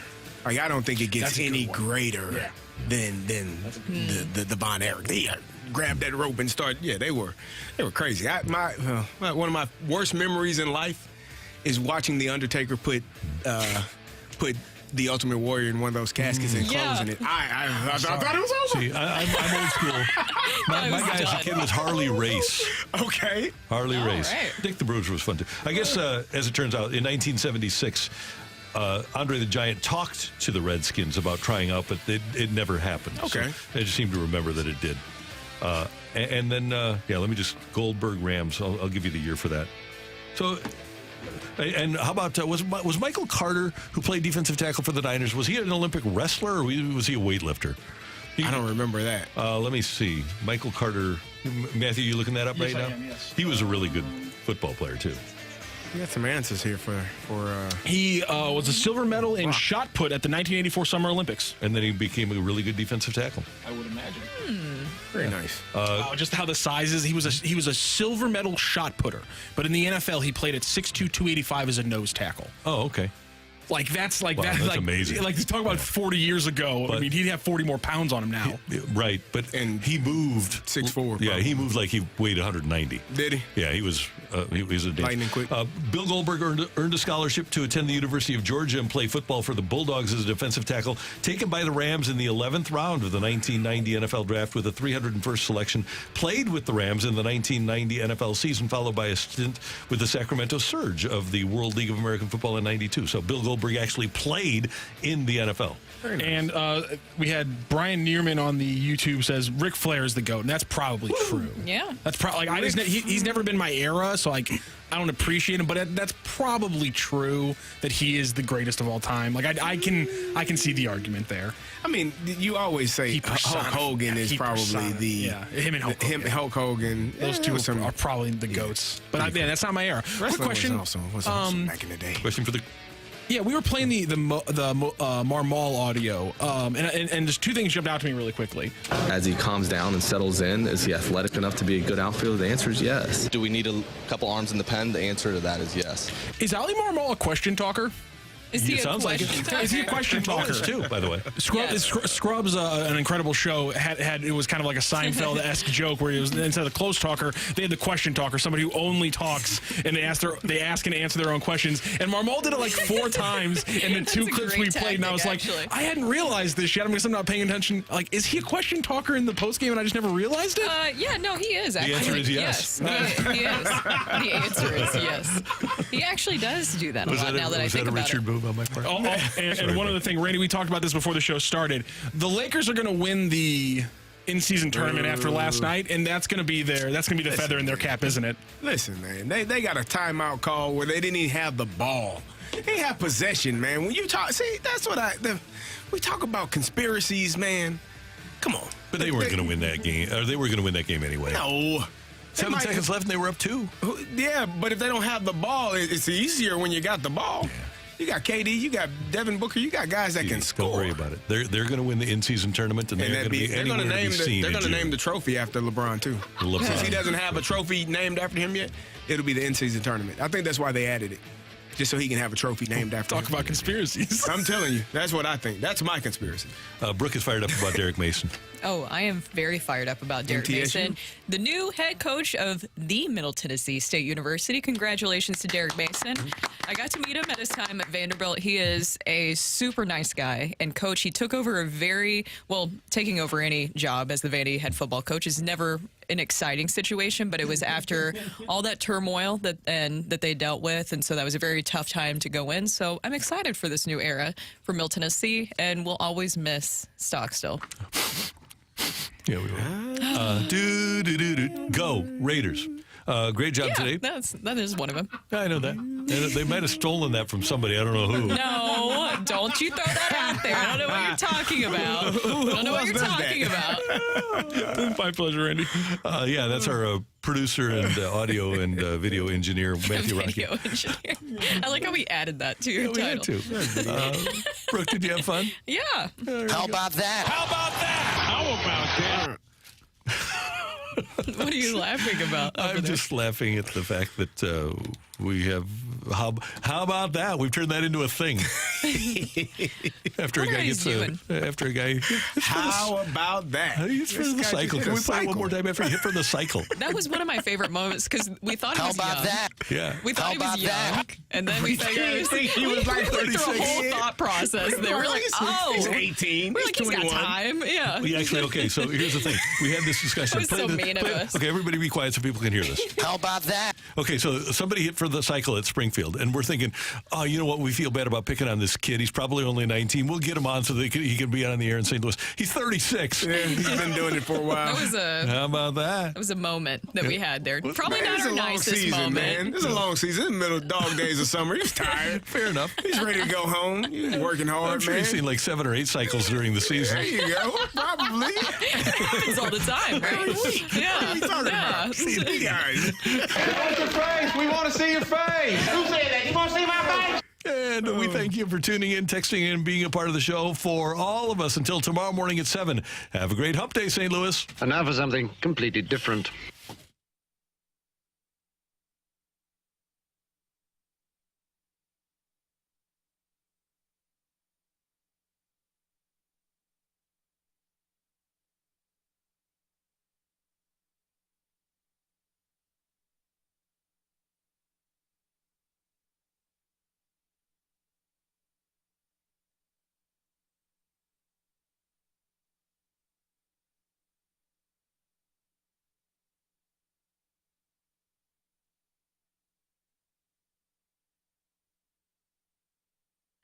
Hey, it's Kerry, and if you were looking for some work to be done around your home, let me tell you about STL Design and Build. They came out and worked on my deck and got it done in an efficient, effective manner.